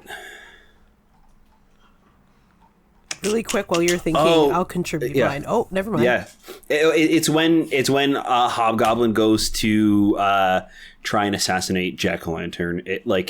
And then Alfredo comes out of nowhere. It looks like he peers around a giant Tetris block, and then all of a sudden Hobgoblin is on the ground, and he's like Alfredo's standing on top of Hobgoblin, and then Jack-o'-lantern does like a double punch onto his butt, and he butt punches Alfredo. Like, nothing makes sense. Nothing in the layout makes sense. I have no idea what's happening. The next panel after the butt punch, Alfredo is like, looks like he's punching a gun. Right. And then all of a sudden Hobgoblin is flying out of the building. Like, I have no idea what is happening. Right. Who is this Alfredo character, by the way? Is he just like someone's... He's only in these 5 issues of Gang War and he's never seen again, so... Okay. He's friends with Richard Fisk and also slept with Mary Jane, implied. Oh, wow. New respect for Alfredo. Implied. But hey, let me ask you this about this Richard Fisk or what? Yeah, the Rose. He has this nifty little leather mask, and then he puts the glasses on top. Isn't Maybe that spring cool? for some contacts. I don't know. Get some contacts. I thought the same thing. I thought the same thing. You know who else wears glasses and is really cool? Remember the bad guy from RoboCop? I thought you were going to be like me. No, he's gonna be like me. See that twist Everybody ending? here besides me. Yeah. And Mike Dell. Yeah, I don't know. I thought, because you were like, you know who wears glasses? It's so cool. This guy right here. It's just it's a weird look that you think people would recognize him by his glasses. That's what I thought. That's what I thought. Doesn't he not wear Hold on. He doesn't wear glasses. He just wears sunglasses when he's Richard Fisk, but then he Yeah. wears not sunglasses when he's the See, Rose. that throws you off. Yeah. It's a reverse Clark There you Kent. go. Good point. It's a very good point. Not even a pair of transition lenses. It's- I do I was appreciate. going to say, it's still a little dumb. Yeah, I But he appreciate doesn't fight, so... I like it. the BTS that we're getting with Jack-o'-lantern, where like when we cut to Jack-o'-lantern's temporary base of operations, it shows him refueling his pumpkin head with fuel. It's like, oh, I Well, it's always got to stay lit somehow. he's just pouring it in the top, like in a hole through a hole in the top of the pumpkin head. Oh man. And then in the panel after Alfredo comes out of the blocks, his head's just kind of floating off of his body. Yeah. Like, did it get like... And then it's just back on in 2 panels after that. So I don't understand what's going on with that. We should mention Jim Owsley is the writer here. Yes. Mr. Jim Owsley. 22 years old. Yeah, and you know what else? When Bex was doing her summary there, I was going through the scenes again, and I counted like 23 scene changes, or 22 scene amazing. changes. That's for every ya. issue of Gang War. It's all over the place. There's 27 characters. It's That's a mess. insane. Yeah. Wait a second. Like you'll get like 3 scenes on one page. Like they'll just put in they'll just throw a panel in there. Oh, this is somewhere else with Kingpin, and now we're back to this guy, and then we're over here. It's like what the hell? Josh discovered That's something nuts. like it's some kind of creepy spider magic eye. Oh no! It's just that's Jack-o'-lantern. I thought that was a pumpkin bomb being thrown, not Jack-o'-lantern's head. Uh-oh. Does Jack-o'-lantern have pumpkin bombs? No. Hobgoblin. You can see the yellow squiggly line. Oh. That goes from Hobgoblin's hand to the pumpkin bomb, and then in the next panel you see Kaboom behind Alfredo. Oh. So Alfredo but just his head's ducked. cut off. Yeah, Alfredo just ducked and dodged the pumpkin bomb, but also because he has a magical button that controls Hobgoblin's suit, I guess. But that's not used, so It's just confusing because Jack-o'-lantern has a pumpkin for a head, but Hobgoblin's weapons are pumpkin bombs. And then in that panel, the Jack-o'-lantern's pumpkin head is cut off. Yeah, you'd think that'd be like an editing choice, so that they would get the art back and be like, you got to redraw that. That's confusing. That's probably where the squiggly line came from, I would assume. I bet you before it was just the hand out like this and then pumpkin bomb, and they were like, oh, what's going on here? This is super confusing. Is that Jack-o'-lantern's head? And they're like, well, I don't know, just draw a squiggly line or something. Yeah. So, assuming that Alan Kupperberg's not listening, and you know what? I should point out, we shouldn't joke about this, because Alan Kupperberg actually did pass away a few years ago. So, we don't want to joke about that, but he's not with us anymore. But Mike doesn't want to get haunted, is what he's trying to say. Right. Assuming Jim Fern is listening, the inks in this are okay, but overall, the art seems very rushed. We can all agree on that, right? Yes. Yeah. The story seems very rushed. Man, this whole gang war thing is a damn mess, isn't it? And this is how it ended, I guess. It's so anticlimactic too. I mean, I will say, though, the thing that I liked most about this issue was the last 3 panels, and then like the last word bubble when Daredevil's swinging away. Maybe the broken glass will teach you a lesson, and then we see 3 silent panels of Kingpin walking over and getting a replacement pendant with a picture of his wife. Like, I thought that was a really nice, subtle in terms of this comic, particularly this comic, way of showing that Kingpin is never going to change, and that no matter what happens, he's kind of set in his ways and nothing's going to stop him. So I thought that was kind of like a interesting. Well, I'm sorry. It's kind of like when Mike Dell tells you kids to read an article. And you're like, nope. Yeah. I read it. Not going to do it. Yeah.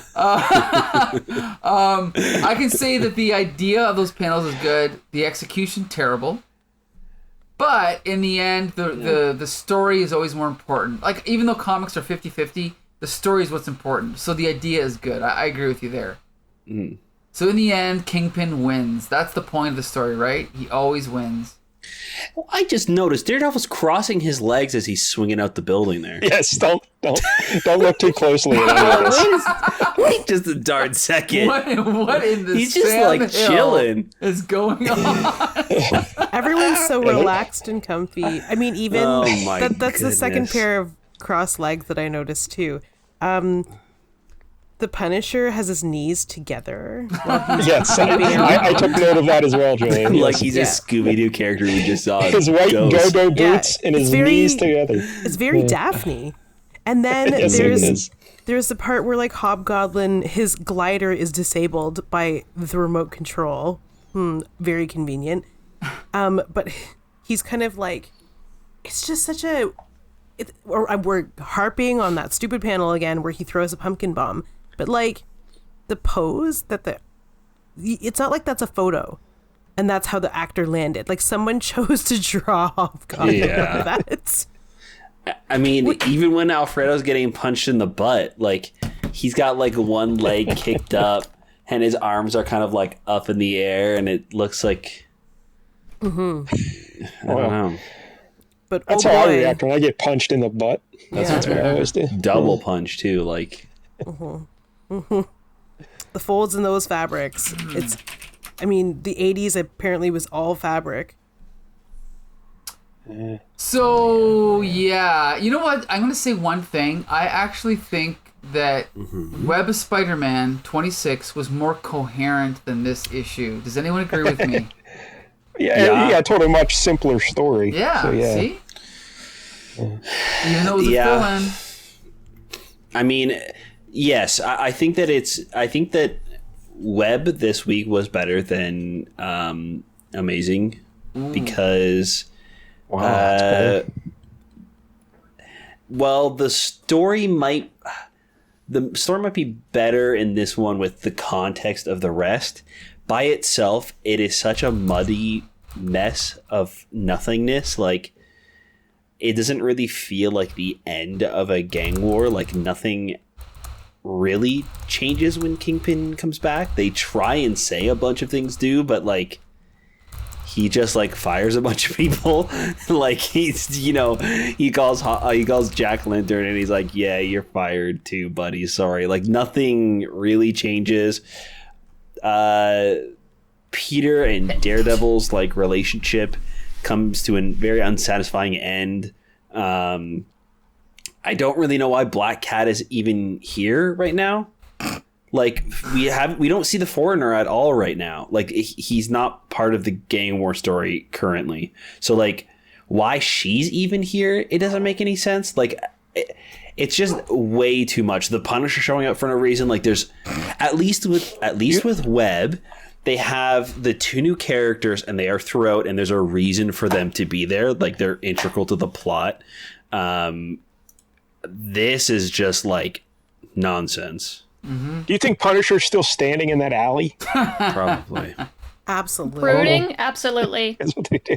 I still like this one better, just because you actually have some characters, like some famous people, instead of Willie and Gunther. Yeah. And their green turtleneck sweater. I don't need to see that again. So I'd still like really this one better. Oh, sorry. I really love this dainty pose Punisher is doing. Yeah. It's a delicate I really flower. he's got his itty bitty waist. And, like, I don't know. It's just... Yeah, at least Spider-Man does something in this one instead of just flop around like a Magikarp. That's a Pokemon, Mike. Oh, yeah, I had no idea, so thank you. Mike. Me neither. I meant both Mikes. Both Mikes, yeah. Mike's plural. It's a fish Pokemon. Okay. Did we talk about Punisher's like awful suit that he's got on right now too? Like, did we talk about that when he showed up before? Like, why does he have pool noodles taped to his belt? To show off his itty bitty what legs. is that? This was like a Is that weird- supposed to be ammo? It's like a weird variation where, yes, there's the skull, but then some versions of the skull, his teeth are just this ammo. So yeah, like many like versions of Punisher around this time had that instead. It was weird. Does he shoot Yeah. Mentos? Like, what is this? Like, how is that ammo? I think the at all? implication is their ammunition, but yeah, I don't know what gun they would fit. Exactly. Right. Yeah, the gun he's holding is clearly like square, like every other gun. Hey, Mike, they're not supposed to be like road flares or dynamite, are they? I doubt it. I seriously doubt it. It's like those like coin things that ice cream Yes. vendors Yeah. have. Like he sells ice It's cream like on the an side, arcade. so he's just got change. Yeah, he's got full of change for the kids so they can use the quarters in the machines. By night, he punishes those he deems fit, and by day he runs a sick arcade for the local teens. I'd read that comic. Yeah. Yeah, actually, that sounds way better than this. So here's. All right, Oh, go ahead, Mike Dell. Well, I was just gonna say one left. Let's go. Well, I was gonna go. say, just done with it. even though Jim Owsley fired Tom DeFalco and Ron Friends, I actually think they did a much better job on Spidey than he did. Like, I like Jim Owsley, but this whole gang war thing has been a mess. So I do not recommend this. If you're reading Spider-Man, just skip over this whole storyline. It's garbage. Joshua Mervell, what do you think? No, yeah, I agree with you. Actually, except for I think it was issue 3. That one was very good. That one will stand out to me when we again talk about our like year in review, what our favorite ones are. Other than that, it's another extremely stupid story that is trying to be dark and gritty and take itself too seriously, and in the end, they fumble everything about it. Right. So, unfortunately, I do not recommend this issue. G.I. Jolie? No, I'm not. No, there's just. It would have benefited from much better writing, on the whole, all of them, all 5 parts, and including this one especially, since it's the finale of a 5-part. I feel like cheated, like betrayed. Like this is what the gang war led up to. This really convoluted, dumb plot by the Kingpin, who's supposed to be this criminal genius mastermind who like is threatening and scary and like, oh, so we know he loves Vanessa. This is cool that he came up with this plot, but again, like Becca said, you could just sneak your way at 3 a.m. or whenever bad guys sleep, and they would never have noticed. He's so rich, he probably has his own plane. It's a stupid reason for everything in this issue to happen, and I'm like unnecessarily angry about it now that I have to think about it. And I don't want to be angry anymore. And if you don't want to be angry, don't read this. Just leave it alone too. It's terrible. Bex Luthor, what do you think? Yeah, it's a bad conclusion for something that had so many intricate parts. It was like, well, we gotta wrap them all up, but then they just don't. It just fizzles off into nothing. It's just like, well, Kingpin's back and everything's back to normal. It's like this problem we had with the previous issue where like nothing changes, but this was a 5-part story arc that nothing changed, Right. because you find out who the Rose is. Cool. Like, that's it? Like, Kingpin's back and all these mob bosses are just back in their like roles, and some people got fired. Cool, just fire. Like there's no. It's very disappointing. Also, there's no conclusion to the Rose and Hobgoblin's love story, which upsets me. I thought they should have gotten back together. That's coming at soon, the end. maybe. We never know. It better be. Yeah. Cause like they just got into a little tiff, and he's like, "I'm gonna go work for I'm gonna go sleep with your dad, get fucked," and I'm like, you know what, Hobby? That's good revenge, but also like, watch yourself. Sometimes it's not the best, but I mean, as far as sugar daddies go, Wilson Fisk's pretty big. But yeah, but it's just like they just like they just separated. There's no like climax where they get back and fight or like argue about it. There's no like when Wilson Fisk finally confronts his son, it's not like anything interesting. It's not like, I knew you were the Rose the whole time, I've been watching you. He's just like, hey, say bye to your mom, I'm taking her back to Europe. And he's like, okay. Like, cool. That's an interesting interaction between these two very powerful characters in this story arc that didn't matter at all. And then poor Spider-Man just gets kind of like joshed all about in this issue. So to like, speak. Yeah. Like Daredevil's using him and Kingpin's using him, and he probably didn't even get any action because Mary Jane's mad now, and I'm sure Black Cat's just stringing him along. So poor Peter. This gag war's not been kind to him at all. She's 100% there to like fuck with Mary Jane, and it is working. Oh, that's the only good part is the Mary Jane and Black Cat interaction, because it's really hilarious watching these two incredibly amazing women fight over the most mediocre man. It's like, ladies, we can both do better, but I know you don't want to. And that's fair. They could both do each other and then just leave him out of... I've seen that J. Scott Campbell cover for sure. Make it happen. Mike? But yeah, it's... Oh, go ahead, Bex Luther. No, it's just disappointing. It's a disappointing end. The art's bad. Why does Hammerhead look like that? Don't even add him. If you can't draw him, don't even add him in the issue. He doesn't need to be there. I don't care what happened to Hammerhead. I don't think anyone did. No. All right, Mike Dell. Final word on this one. 0-5 heads out of 5. What do you think, Mike Dell? Yeah, don't bother with it. All right, one more. Let's go. One more. All right, well, guess what, Mike Dell? This is part 2 of a fill-in story. And we'll have you know that part 1 was actually quite enjoyable, drawn by Jim Mooney. Unfortunately, because this one is a fill-in, they didn't get Jim Mooney. They got the same guy that did Amazing Spider-Man, Alan Kupperberg. That's right. Written by Danny Fingeroth. And we've got a team-up between Spider-Man and Spider-Woman, and they're fighting the Wrecker and the Wrecking Crew. And everyone listened last week. And you know that we liked last week's part 1. This part 2, not as good. We start off with the Wrecker he's just smashed through a wall, and he's gonna attack Spider-Man and Spider-Woman. Oh boy! And he's pissed off because he was looking for this computer disk and it got erased. So now he's gonna take his revenge out on Spidey and Spidette. And so he's like, fighting them, and Spider-Woman smashing Wrecker with a rock, and it's not working because Wrecker's really strong. Back and forth. Fisticuffs. Mike Dell likes fisticuffs, right? I do. Yep. Yeah. Back and forth. And then we cut to this weird interior shot of the ugliest human being ever drawn woman reaction with her husband, reacting to... Well, I think what they're doing there was they're trying to make it Lucille Ball and Desi. That's what I was going to say. It looks like Lucy. Yeah, Lucy. Okay. So anyway, the funny thing is, this dialogue is garbage, but Wrecker smashes into the wall, and then, what's his name? Ricky says, "Holy cow, feels like an earthquake." Then Lucy says, "But it's over now. What could it have been?" Because that's exactly what you say, right? When an earthquake destroys your building. But anyway. So then, oh god, it's just terrible. So then Wrecker's all upset because Spider-Man and Spider-Woman got away, and so then you see Spider-Man and Spider-Woman, I think they're hiding inside a car? Is that what that is? Yeah. They're in a bus. On a bus, okay.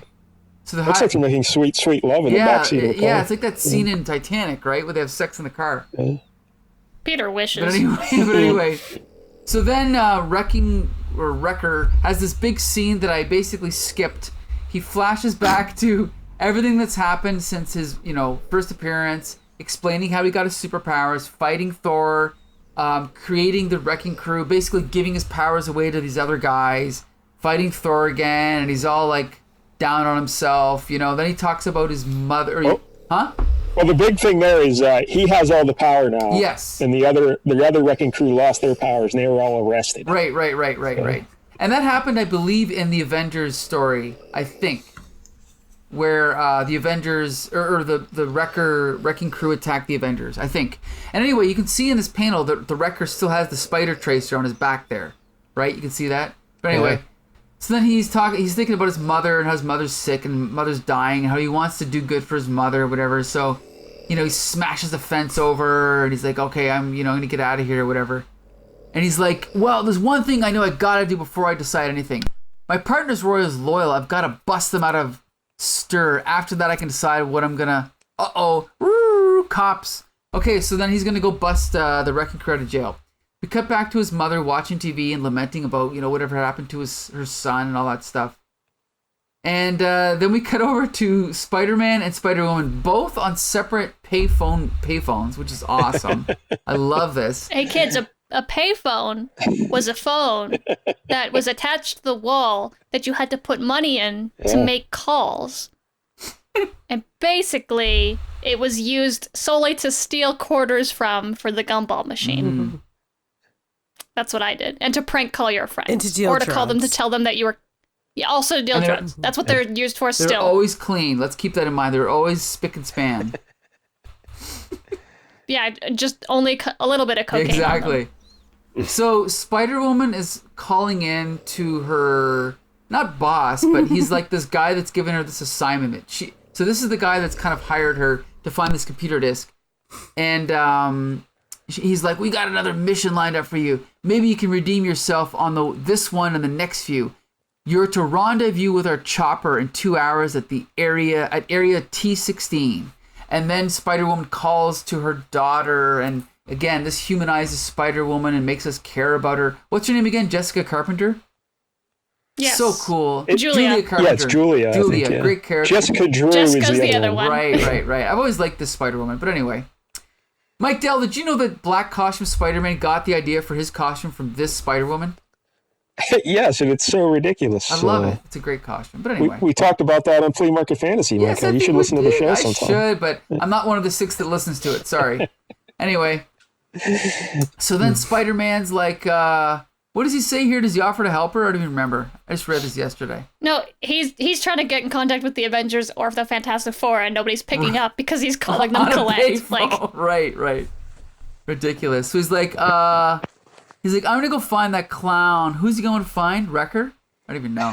Yeah, because he's like, well, it's our responsibility because the other guys can't, I can't get any help, so I guess it's up to me. And Julia's like, he just kicked our ass. And he's like, well, I gotta try. Right. Yeah, he wants her to go with him, and she says, nah, I'm not going. Because she's got this other thing she's got to do. Right. So then we cut over to, what is this? Tombs Prison. And we see the Wrecker. Again, this would have been a great chance to show how he got there, but all it does is just explain it in captions. The Wrecker came through the sewers. None of the guards could stop him. All of a sudden, he's just in the prison, smashing through a wall, freeing all the prisoners. He lifts up the floor, and him and the Wrecking Crew take off. And already we've got Thought Bubbles from Thunderball talking about how he's going to try and, steal the power away from Wrecker, blah, blah, blah. So then we cut over to Spider-Man swinging around.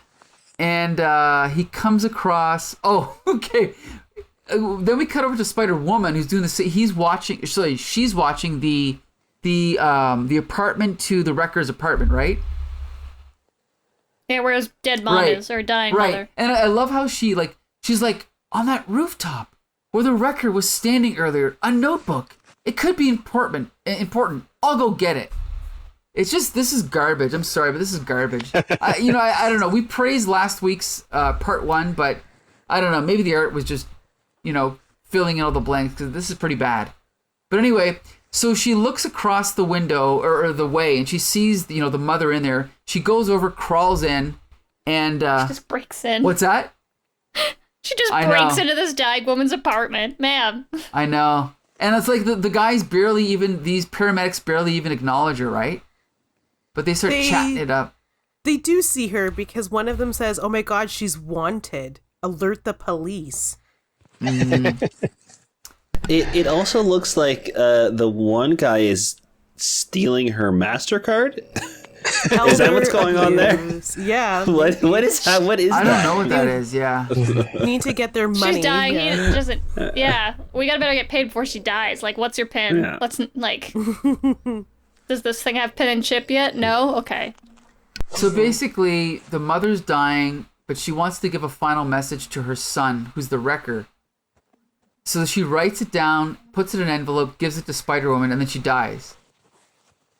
So then she takes the envelope, and then we cut over to the wrecking crew's like headquarters or whatever, and they're all talking about, yo, when do we get our powers back? That kind of thing. And That's pretty good. yeah, thank you. And then he's like, yeah, whatever, soon. But then Thunderball gets impatient, so then he takes these big, gigantic electrical cables and puts them against Wrecker's head and tries to like electrocute him and kill him. But then just at that moment, Spider-Man smashes through the window and comes in and starts chasing after this garbage. Starts chasing after the wrecking crew, and it's just confusing. Well, he wasn't trying to kill the wrecker, technically. He was trying to steal the power back from the wrecker. I don't know how he thought that would work, but whatever, right? Yeah, I have no idea. They keep swapping power back and forth, and I have no idea why or how. Or how, exactly. Yeah. So then Spider-Man... I think they can give each other the power. Like, they're capable of doing that. But one person controls the whole thing, so that's the wrecker, and he can give it to other people. And I think with Thunderball, because he's got that ball and chain, he can also like take it, but he has to like force the wrecker to give it to him. I don't know. I remember it's like the two of them in the wrecking crew can actually do stuff, and then what Pile Driver and Bulldozer are just dudes who just go, yeah, sick powers, and like just punch. Yeah, I have no idea. But yeah, like they can consciously like give it to each other. I'm pretty sure. Okay. Do they all combine together and make a dude named Devastator? Yeah, exactly. No. I wish. But no, it's Demolisher, but yeah. Okay. So I'm not joking. Wait, they actually combine together? No. Demolisher's a different. She's the lady wrecking crew person. oh, cool. So well, not really cool, but anyway. So they're fighting, and then basically then Thunderball tries to use the same trick on Spidey, right? Tries to electrocute Spidey with the same cables. And it works. And knocks him down. Sure. But then, nope, he's got to finish his fight with the Wrecker. So then they keep fighting, right? It's a pretty good fight scene, I guess. Pretty well drawn. And then he's like, okay, that's it. The bar is mine. He's gonna steal the bar back. He's like, the power is now all mine, as it should be. And then he's all smiling. The Wrecker is helpless. He'll be easy to kill. But first, okay, now this scene is wacky. Okay. All of a sudden, there's this psionic web in the room, and then we learn that Spider-Woman has created this psionic web, and now she's hiding in, like, whatever this is called, like, the air ducts. Now, I don't know what this web is made of. Is it made of, like, energy? I have no idea. Yes. Energy, yeah? Yeah, psionic energy, like Psylocke. Okay. It's the same. So they can see it. Yes. Yeah. All right. Makes sense. And then, which is why know why it's she didn't drawn do on the that. panel in bright pink, because they can all see it. right. She didn't use her psionic abilities the whole first issue though, of this two-part issue. Which I was like, doesn't she have those? Yeah, she does. Yeah, so basically, Thunderball's like, yeah, my whole body suddenly feels like it's being pulled apart. It's the Wrecker trying to regain the power. And then Spider-Woman, like, comes out of the wall, and then Spider-Man's there, and Spider-Man jumps on Thunderball, and he's trying to stop him, but then Wrecker's there, so then they keep fighting, and Spider-Man jumps away, and then Wrecker ends up knocking out Thunderball. Ugh. And then Thunderball is now going to fight Spider-Man, and he knocks over Spider-Man, he's about to kill him, but then, Spider-Woman comes in, because Spider-Woman's got the envelope with the letter from the mother, right? Yeah. And then this is the plot of an episode of Seinfeld. Wrecker opens up the envelope and all those money orders falling out. She never cashed them. All these money orders fall out. And then we see the letter, and he reads the letter. We're not going to read it, though. But basically, it's her last dying words to the Wrecker. And Spider-Woman's like, she gave that to me, Dirk, just before she died. And he's like, no, it's not right. She didn't deserve to die like that without me at her side. All the cops, all the superpower creeps. It's your fault I couldn't be with her at the end. Your fault! And then he smashes the ground. And then he's like, screw this. He just walks out. And then, then Spider-Woman and Spider-Man kind of chatted up. Everything is all good. And then we cut to this other scene where Spider-Woman is talking to the guy that gave her the assignment, right? And there's like a little bit of a mystery laid out. And then he's like, how I love to see you squirm, Spider-Woman. It's only fitting that you suffer as much torment as possible before my true employers destroy you. Now, in case you guys didn't know, they were laying hints there because at the bottom it says, intrigued, then wait until you see the upcoming Spider-Woman limited series, which, by the way, never came out. So, really? Yeah, it never came out. So that was pointless. Huh. So then, sorry guys. Hate to burst your bubble. But anyway, so then we cut over to Spider-Man, who goes back to, what's this? This is his landlord, right? Or landlady? No, it's this is Daily Bugle. Oh, Daily Bugle. Who the hell is this character? She's in payroll. Oh, okay. Yeah, she's payroll lady. She's plot device woman. Exactly. So then we find out that he actually was paying into like a savings plan. So now he's got all this extra money, right? $2,000 and whatever dollars. So he's all pumped up. He's all happy. So what does he do when he gets that much money? He's going to call Aunt May, right? Take her to dinner. Pizza. There you go. Everything turns out Would right you in take the Mary end. Jane out? Screw that. He can take out his aunt, right? His elderly aunt. And that's the end of that story. Another fill-in. And I can just say that I really did enjoy part 1, but I thought part 2 was a piece of crap, which I guess proves how important the art is to a story, because Jim Mooney did part 1 and I thought it was great. And Mike Dell, you're a special guest this week, so I want to know what you thought of this one. It was terrible. Oh. Yeah, the thing that bothered me the most was Spider-Woman's hair. What was going on there? It was really long. She looked like Medusa in some of those panels. That's true. Her hair was just it's all like, over the place. Mm-hmm. But without the cool snakes? Yeah. no, like the Inhuman Medusa. Marvel's Medusa, yeah. You know, like Marvel's TV show, The Inhumans? One that Oh, got Party canceled City after Wig. 6 episodes, yeah. Yeah, Party City Wig. Sweet. Yeah. But like her hair We'll would review seem, that to, one day. would seem to grow from panel to panel. By the end, it was just enormous. Yeah, there's some pages where it's huge, and it's some pages where it's just regular hair. Mm-hmm. Yeah. It really annoyed me. So it's like, does she have regular hair, or is it not regular hair? And I Is love it a wig? And I love the Wrecker. He's one of my favorite villains. He's really cool because he's got a crowbar. So right away, that's pretty cool. But this was terrible. I didn't like any of this. It was just. So, awful. did you think it was a better fill-in than Web of Spider-Man? Or This is the first encounter I've ever had with a 2-part fill-in. They did 2-part fill-ins? Well, okay, let's just say that there's probably a hierarchy of fill-ins. There's a fill-in that they've had in the drawer since 1979 that they just put out. Then there's the fill-in where they go, "Oh my god, the regular art team is not going to have the issue finished. So you guys got to do another one over the weekend." And I think that's what this was. You know? There's also the fill-ins where, we're going to start a new book. We should use our most popular book as an advertisement to get people to read this other one. That's true. And then they just don't publish the new series. Right. Now, why didn't that Spider-Woman get published? I really don't know, but maybe I can look it up while we're talking. But it never came out. I think eventually Spider-Man Volume 2 comes out, right? Well, I mean, like, When is 20 that? years later, maybe, but like that actual one that they were. No. When is this? 94 is when Volume 2 finally comes out. Is that with Julia Carpenter? Yeah, because it has to do with the Death Web, Okay. which is like the other people that got their powers the same way. I don't remember. It's been a long time. Yeah, I guess So this book was 87. Yes. So that came out in 94. Yeah, so it's very likely it was unrelated, but who knows? Maybe it was just delayed by several years. And they just changed the plot completely. Right. So anyway, yeah. So Mike Dell, you did not enjoy this one. Nah, I'll pass. Okay, G.I. Jolie, what'd you think of this one? It's pretty horrible too. I don't know. They're all. I don't know what it is with this week. It is just Bad. It's a pile of stinkers.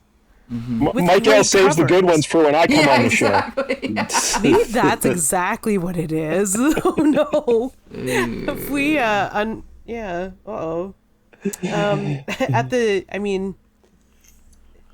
the detriment of us, but oh my god, the art was really terrible in some places. Like it's like if this artist, if they had to draw an expression that wasn't just like a straight expression with no heightened like happiness or joy or fear or surprise, like, or reaction to an earthquake. God. Like there's one panel where not Jessica Drew, where you see Spider-Woman and like not only is the anatomy of that body terrible, but like I don't understand what's going on with her face. And I feel like that is the exact point where her hair begins to grow autonomous of her own, like, of herself. And then in the next panel after that, Spidey has his leg is up in a weird way when he's talking about, and then there's like this weird faded photo memory of Aunt May. Like I don't get it. And then there's another one where she's crouching in the window after she's quote broken in to Dirk's mom's apartment, and like Dirk. Do we always know his name was Dirk? Oh, his full name is, what is it? It's like Dirk, like Garth Waite. Yeah, something like that. Amazing. Her right leg is so muscular, like bodybuilder muscular, that it almost shouldn't bend. You know how like Yeah, it looks like a poodle. you know how like really big guys like can't hold baseball bats? Like that is that leg. And it's like it's grossing me out. I don't know. Joshua Mervell, what are you thinking? Yeah, I'm kind of in the same boat. There's a lot of places where the art just looks weird, and I don't think it's how the artist intended us to like think. Like later on, the other dude, what's his name? Bone Crusher. Thunderball? Thunderball? Yeah, sure. Thunderball. Thunderball He's is a construct, or Bone Crusher is a Constructicon, but anyway. Yeah. Sorry, I was being an idiot. He was bringing back the Transformers jokes. Yeah. I got it. When he's sneaking up with the wires, it looks so cartoonish, like he's hiding the wires behind him as he's like tiptoeing forward. And I don't know if that's meant to be like that or not. Like there's so many moments where it's just like, I don't know if this is what you meant. Like later on, like the last panel on that page, Spider-Man like again does like a double punch to break the glass. It looks like there's just like the poses feel they're just all odd choices, I find. What is Spider-Man hiding behind? Oh, you mean that there's like a white sheer wall? There's like another white Tetris block just sitting Tetris there. block, yeah. Like Spider-Man's hiding behind it, and then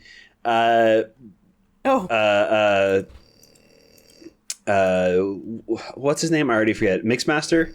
Thunderball. Yeah. He throws it at Spider-Man, and then What's his name? Optimus Prime? I can't remember. Yeah. Go ahead. Sorry. No, it's Starscream, right? It's Pierce Brosnan. Soundwave? Okay. I could name Transformers. We can name Transformers all day. I already forget his name again. It's not a bit. Thunderball. Oh my god. So he throws this like white Tetris block at Spider-Man and it knocks him out. He's kind of like hiding under it. Like nothing makes sense. No, the choices are always so odd. Even down to like small moments, like when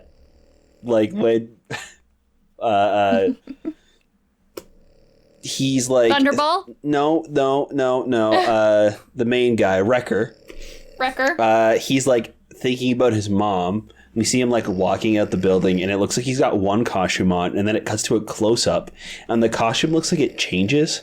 Like it all of a sudden has this like collar with like line. It's like nothing is coherent or makes sense or feels like it flows together in this comic, both story and art wise. I find there are definitely like moments where the art is like good and it's like it's well done, but then there's others where it's like just odd choices. I find right. The writing is like weirdly expository as well. Like when he's creeping up behind, he's like, "That's right, not Thunder. Wrecker. That's right, Wrecker. Turn your back to me so that I can sneak up on you." And then Jessica Drew is looking at the notebook. Yes, the Julia Carter. Oh, look on the Louis rooftop where Wrecker just was. A book. I wonder what the book is for. Yeah, like, that's shut exactly up. where he was standing. And then she's inside the vent and she's like, "I'm here in this vent. I've hidden myself here." Just After- waiting in an event. Yeah, and she explains the psionic web that we see before we see her in the vent. She's like, "Oh, just by the way, in case you didn't know, that's a psionic web that I placed there and then hid up in this vent." Like, what the hell is going on? Okay, anyway, sorry. What'd you think of this? Like, yeah, we can see that. But can we, Becca? Damn. She's in the vent. I can see that. It looks like she's in a vent. Yeah, that part was okay. Well, the idea of it was ridiculous. It was the drawing okay. was okay. But Becca, what did you think of this issue? I kind of like it. Queen of trash. Actually, yes. Because it was grown adult men having feelings for each other in a brotherly way. And that I enjoy that a lot. I always enjoy that. That's like my favorite thing about superhero comics is when, because most of the characters are burly dudes, they have to have them interact with each other. And sometimes they like each other. And sometimes they're a found family. And found family is my favorite trope. So him being like, "Well, I gotta break my brothers out of jail because they've been with me through everything," and then getting betrayed and him being just upset about it. I was like, oh, I really enjoy this. And then the other two, like, the little brothers of the group are just being like, "Well, mom and dad are fighting. Better just, like, eat out of here. We don't have any powers." I like that. Everything with Spider-Man and Spider-Woman can just go in the garbage, though. But, like, the boys having feelings, I love when boys have feelings. I think boys should have more feelings, and I think I should. That's literally why I read comic books, is because when Batman and Superman talk about their brotherly love for each other, I die a little bit inside every moment, in a good way. It brings my cold dead heart back. So I enjoyed that part. But the whole plot, I just show me the wrecking crew just hanging out and then betraying each other and then coming back to realizing that they're better together. I want that finale. I don't want the Wrecker to storm off all sad, because now I'm sad, because he's sad. He's a big guy and he's sad. Don't be sad. Oh, No. his mom's dead. That's sad. Who cares about Julia? Which is weird, because I love Julia Carpenter, and this is just a waste of her. She doesn't need to be here. So Like, this could have been a Spider-Man solo story. You know, I'm thinking about it now. We never see Wrecker with the book. Not once, right? Did he have it in the previous issue? I just went back and looked, and he did not. I think he talks about, because Julia says that the book has the information about the base that they're in, right? Like the Zemo. Right. It's Zemo's base that they co-opted. But I don't remember if he mentions dropping it. So the only time we actually see the book ever is on the rooftop We don't see her pick it up. Garbage. We don't see her use it later. Nothing. This book is gone just as fast as it appeared, and it's in one panel, and she has to explain that she is looking at a book.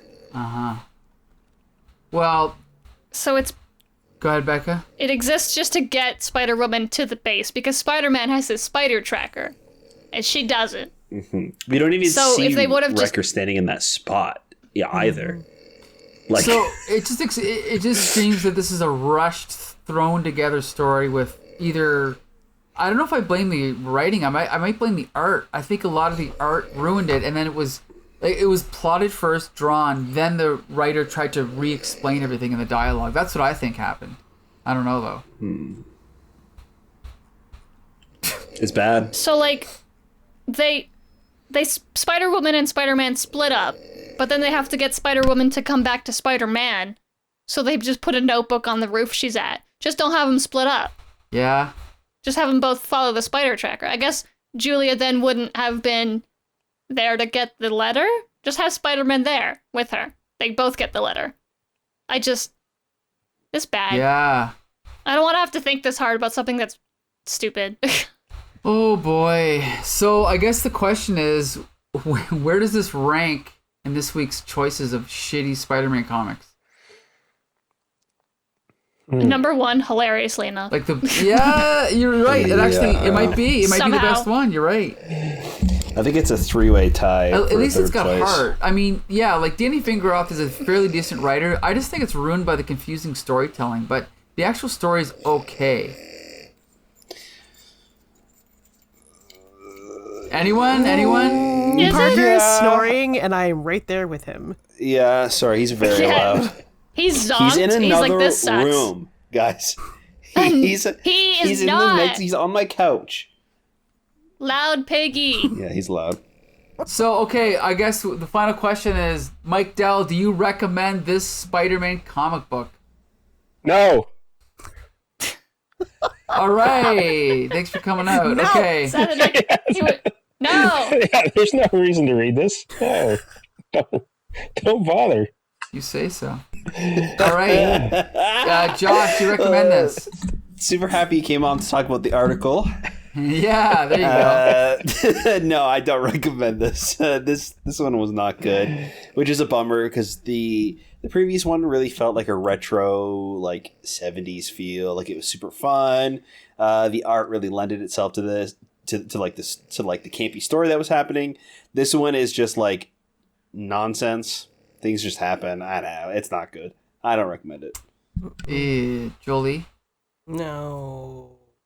Throw this one directly into the garbage pail. I recommend the covers. Almost all of the covers. Yeah, I like this cover. Al Milgram. It's okay. It's the okay. record. Yeah. Swinging the crowbar. That's the thing. It is just okay. But, like, it's way more interesting and pretty much sums up everything that goes on without having to read the it's an damn book. actual comic book cover for, like, the story that it's telling. Like, it's like, oh, hey, look at that. That's true. I can expect to see this in the issue later. Yeah. And sure enough. Yeah.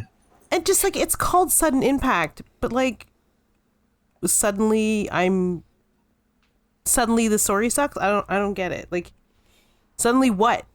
What impact? I don't know. I think his mom's death. Not impactful. Yeah. Do you think the Notebook will come back? No. I hope so. My brain, I think, is just like wired now to assume that the Notebook's going to come back. There's a No. notebook. It must be important. Considering all gotta these be writers important. are fired, I don't think so. Mark my words, Mike. It's going to be super important for the next giant crossover. Okay, man. I believe you. Someone's gonna make it their new costume. Juliet Carpenter's gonna turn it into pauldrons. Paper mache. Paper mache pauldron. Bex Luthor, do you recommend this, and are you going to read it again? Well, I'm not gonna read it again.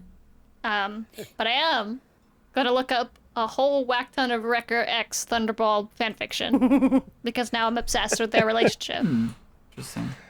I know I've been like in a big like weird rut where I've just been reading Batman Superman over and over and over again. So now I'm looking for new ships, and I got right here. And I know there's got to be some Wattpad fanfiction for these guys, because it's just two burly men in an interracial relationship in the 70s. Ooh, like, Tumblr's gonna be all over that shit. But yeah, don't read this. It's not good. It's not interesting to look at, and it's not interesting to read. And you have literally Spider-Man and Spider-Woman, so I don't know how you can mess that up, because those are both really dynamic characters, but like, they're just drawn so boring. This is true. And like Mike Dell said, her hair bothers me. And like, every panel she's in, I'm like, why does it look different? Why does it look like Medusa? There are some panels where she's drawn where she just looks like a dude in a wig, which is fine, but she's not trying to look like that. It's just like they forget her lips sometimes, or like they give her the worst widow's peak, and like her hair looks like it's fried. I know she's supposed to be like a strawberry blonde, but like it looks like straw. Girl, who's your hairstylist? Fire them. Yeah. I give it 0 out of 4 Wrecking Crew. So this is basically one of the worst months we've reviewed on the show. I'd like to thank Mike Dell for joining us for this one. Yeah, thanks for inviting me, Michael. This is great. I don't think this is even close to the It's worst up there. month, or the worst week. I don't one of know, those man. mediocre? I don't know. Yeah, I would maybe mediocre, because nothing was like Terrible. nothing was like hit your girlfriend. Right. Bad. right. But isn't part of the problem though just having 3 Spider-Man titles a month for Marvel at this time? Like, that's just way too much Spider-Man. Sometimes now. they can pull it off. Sometimes. Yeah, it's too much. Well, with all this Spider-Man, one's bound to be okay. Yeah. A month. I mean, not this month, but maybe other months. We'll get 2 good ones next week. When I'm We not won't, here. but So, all right, yeah. you can read them on your own time. Yes, I'll play along at home. Perfect. It'll be Don't great. worry. Next time I come on to Flea Market Fantasy, my pick is gonna just blow you out of the water. Yeah, I did hear talk that you will be coming on soon. So I'm forcing Mike to read a comic book that I want him to read, and I'm also gonna be forcing you. Yes. So for you, Can I know what it listening, is so I can play along? What's that? Sorry? Can I know what it is now? Or is Yeah, it's what is it? Becca Spidey Super Stories number Yes. 39. Yeah, Spidey Super Stories number 39. Oh. The origin story of the Thanos copter. Oh, hell yeah. Oh, nice. Oh, sweet. That'll be good. Yeah. Should have probably done this one around the time that Loki episode 6 came out, but whatever. And I just remember the last time you were on the show, we had that story with the guy on the bicycle. Remember that? The big wheel on the No. bicycle? Dr. Oh, Midnight. yeah, no. Yes. Yeah, Dr. Then Midnight. that was like the funniest comic book I've ever read. Ever read, yes. That was amazing. Not on purpose. Yeah, no, this one is also gonna be great. So if you're listening out there, Bex Luthor will be on Flea Market Fantasy on November 23rd. 23rd. Yeah, I was like, I don't know when you air it, but I know when Yeah. I put it in my calendar so I knew when we were Yeah. recording, because I'd forget otherwise. And then for those out there interested, next week's episode of Flea Market Fantasy will feature Tomb of Dracula, right? Like that. Yeah, and Doctor Strange. Yes. His buddy Wong gets bit by Dracula. Yes, the good one. So he has to go. Oh, that actually sounds Yeah. dope. Last week's was Is it? really good too. Sorry. Oh, thank you. What was last week's? Yeah, I don't even remember. The Scarecrow. Sorry, I'm not caught up. Oh, yeah, the Scarecrow. Yes. Oh, The that not was a the good one. I like the scarecrow that you Scarecrow. both thought it would be, the other scarecrow that is infinitely more interesting and lives in a painting. yeah, he lives in Very painting. Yeah, very cool. That's God. cool. Yeah. And for those of you who listen to Here Comes the Spider-Cast, next week be sure to join us as we review the cartoons again. Episodes featuring yeah. Morbius, the Tablet of Time, and the Ravages of Time. Oh, and our I'm special so guest will be excited. Michelle Kistner for her Oh, third Michelle's coming appearance. back? Yep. Oh, we're gonna make her review cartoons? course. That's gonna be Yep. funny. Great. And I also have to point out this episode is possibly our second or third longest episode ever. We want to thank Mike Dell for reading the Yes. Tom DeFalco, Ron Friends thing, putting us over the top. Yeah. Doing your homework there. Thank you very much. You're welcome. Somebody had to read it. Teacher's pet. Yeah, there you go.